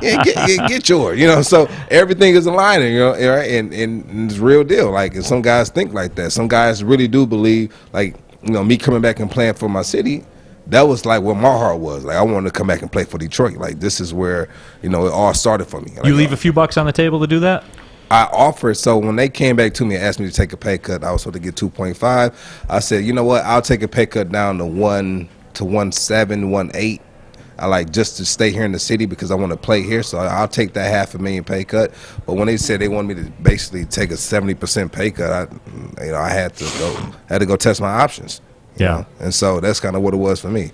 So, yeah, absolutely. But the Tim Boyle era in Detroit will start this weekend. Corey Woods, our Lions beat reporter, did tweet it out. So, hey, man, everybody, let's get it in. Career 3 of 4. 4 passing attempts in his NFL career. Completed 3 of them for 15 yards. That's a bonus. 15 yards? Holy cow, that's like... So he's got the short passing game down, so that's a good start. I like it. I like it. But, hey, it's the unknown, right? Like, taking a spin with it. That's why I'm kind of concerned because you don't know. I want to give you an example real quick. They said Swift is making $2 million. Compare that to Goff, $30 million. And look how, even though he's not touching the ball every single snap, he is a bigger part of this offense than Jared Goff right now, as far as being productive. And he'll never touch, $25, $26 million a year. It won't happen. No. It won't happen. Even though he's doing everything he's doing, it won't happen. And that just shows you how undervalued, because right now he's probably the most valuable piece on offense right now. And he's not going to get the credit he deserves. They're going to say, "Oh, he's good right now," and we're going to be. But let's have this conversation come negotiation time with his contract, and let's see how much we're talking about them then. Let's see how we're taking care of them then. And to be fair, that's another angle of Brad Holmes that we're going to have to see. How is he going to handle that type of thing? How is he going to handle DeAndre Swift? Like, say he continues, and this is something, Swift's not a free agent until 2024, but it's the type of thing where you'll see what his metal is made of. Because if you want to be a good GM, Joik, that cap space is precious, man. It is. And you have to serve what's best for your organization. It's not what's best for DeAndre Swift. It's what's best, or the Lions fans. It's what's best for the Detroit Lions organization to move forward and stay competitive. And get competitive. The best thing, honestly, in going forward with the way that we're changing things is going to be what's best for the deal. What's going to be the best for this deal? It's not for the team. It's not for the player. What's going to be best for this deal? How can we keep you here? Right? How can you be happy and also us be happy? Right? How can we leave this table? Like, a good business deal is two things. We both walk away from the table happy, or we both walk away from the table unhappy. That's a good business deal. When you walk away from a table when only one side is happy, then, that's not a good deal. Yeah, look for win-wins. Win-wins, that's what it is Win-wins. in life. If you can get it around with win-wins and everything's out in the open and you know what your role is and you're working hard for this and everybody's working towards the goal. That's what team is in championship. And anyways, you know who gets it, guys? Guardian Alarm. They get it. Good defense on and off the field helps you feel secure. Guardian Alarm, state-of-the-art technology, helps you feel safe, all with 24/7 monitoring right from this little fella. You can check your home from the lights to the temperatures to detect if it's on fire or even that deadly carbon monoxide. Yes, even allow you to lock and unlock the doors for kids who forget their keys and stuff like this. So if you want to be part of the Guardian Alarm family, here's how you do it. But you got to call 1-800. Stay out. That's 1-800. Stay out.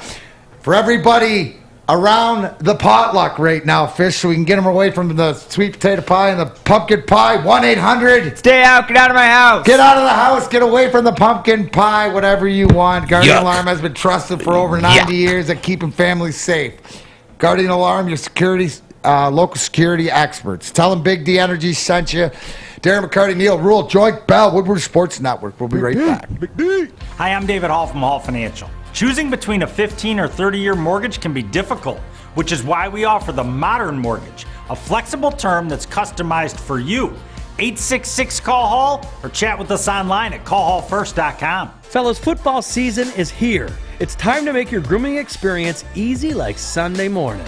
Get to Lady Jane's Haircuts for Men. Walk in, relax, watch your favorite team play, and before you know it, your hair will be game ready.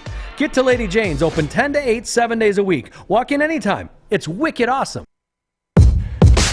Forgot you were back at it here. Big D Energy, Woodward Sports Network, Neil Rule, Joik Bell, D-Mac, Darren McCarty coming down the final stretch. And D-Mac, I know we got that bonus content that's going to be on and popping. It's Wednesday. Don't think we missed out on it. We got a special pucking around, obviously, for the videos watching on YouTube. We'll do it right when we sign off at 1 o'clock. And the rest of you are listening out there in Radio Land can check it out on the Woodward Sports YouTube channel. We'll get it on. In the past, I've covered Raymond, Lucas Raymond, Moritz Sider. Today I'm going to cover, and Tyler Bertuzzi. Today I'm going to cover the third line. And I'm going to cover Adam Ernie, Vladimir Nemestikov, and Michael Rasmussen. What do you know about third lines? Nothing. Nothing. Know nothing about third lines. There's going to be some old guy up there talking about stuff. That's the old guy talking about what needs to be brought in by how, it's great to see the goal scorers scoring goals, but you need that third line to do all the intangible things, face off, shutting other teams down, but also show you why these guys are the right guys for the job. People love the stay out, Fish doing the stay out. They love it. It's become a staple, Fish. Tell the bottom line thank you because they were the ones that started it. So no, you got to take credit for it yourself, Fish. Well, I know that, but I have to take credit because the bottom line gave me the opportunity to say it. But you made it great. Thank you. I appreciate that, sir. So real quick, so I was telling Neil and D-Mac that I had a riddle for him. And I'm going to ask him this riddle and see if you guys get it right. All right? I'm awful at riddles, just so you know. D-Mac, do you want the riddle, D-Mac? Yeah, do you want I'll give it a spin. I want the smoke. I always want the smoke. Yeah. All right, here we go. D-Mac, You're the bus driver. And I know this. I've heard this before, so I kind of knew it, so I had to answer for it. But real quick, D-Mac, you're the bus driver. You have 18 passengers on your bus. You go to the first stop. You drop off 2.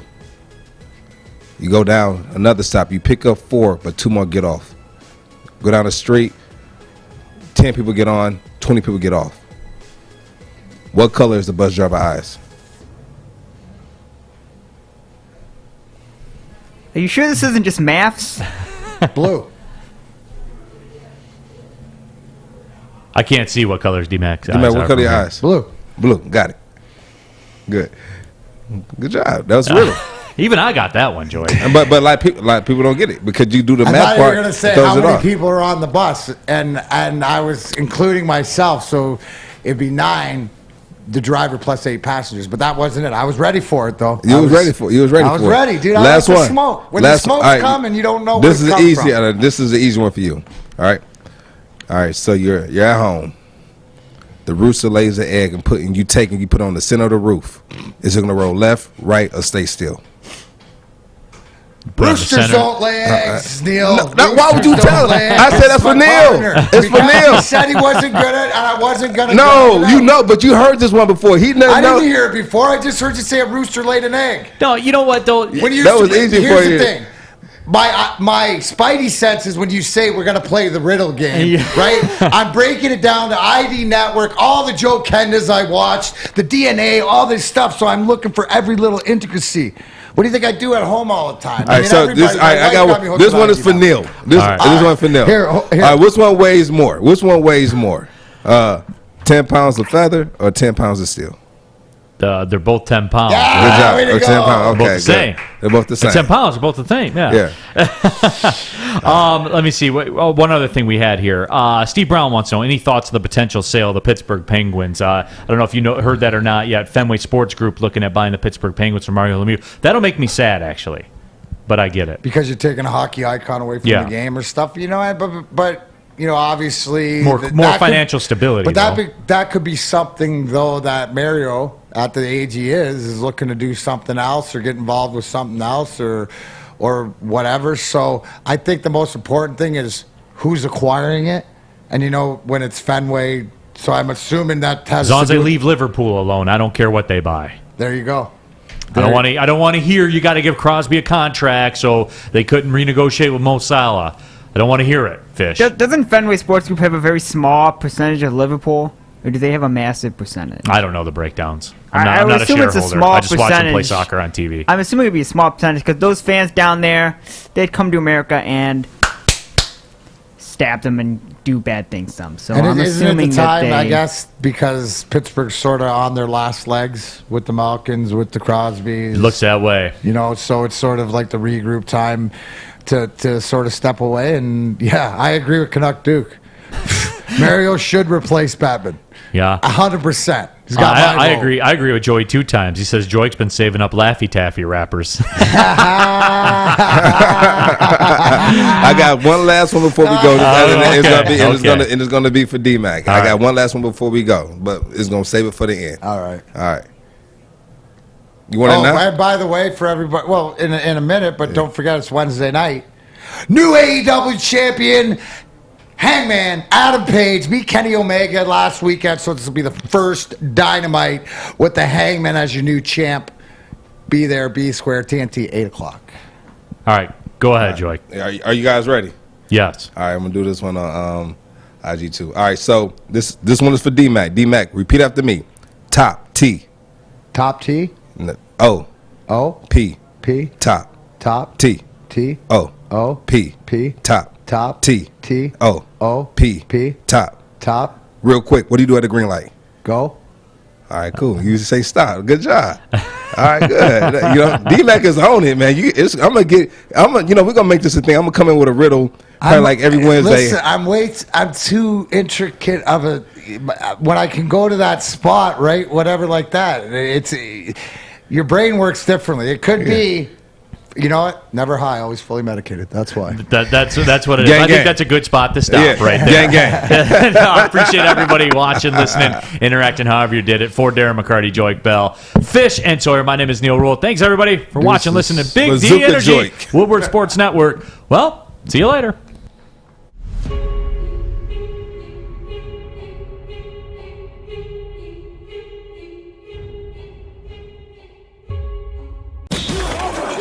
Woodward Sports is giving you a chance to sit front row on Thanksgiving. All you have to do is survive our squid game. Nope, our turkey games. Listen every day to the Morning Woodward Show at 9 a.m. Big D Energy at noon. And the bottom line at 3 p.m. for your chance to qualify. The winner of turkey games will get tickets to the Thanksgiving Day Detroit game. Hey, it's Thanksgiving. Shouldn't you be in Detroit losing a football game right now? Plus a turkey. So if you think you can master our turkey games challenges, watch, listen, and win. Make sure you're following @Woodward Sports on all social media or go to woodwardsports.com for additional chances to qualify. May the best turkey win.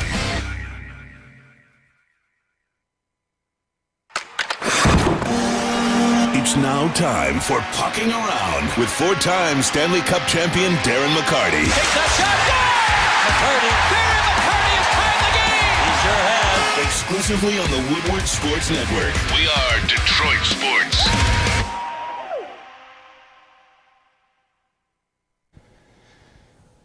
Welcome in, sports fans. Yes, Darren McCarty, 4-time Stanley Cup champion, here for another edition of Pucking Around. And what are we going to focus on today? We're going to focus on some intricacies that are needed in order to win.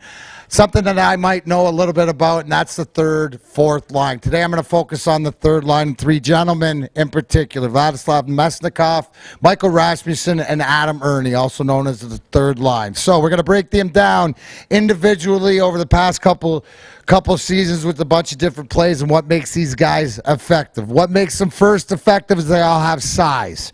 You have to have size in this NHL, which helps. It doesn't, in this day and age, it's not as big as it used to be when I played, but it's about size and it's about speed. Speed meaning you have to be able to skate in this league these days to be effective on the forecheck, to be effective penalty killing, to be effective any which way. Go ahead and hit it, Sawyer.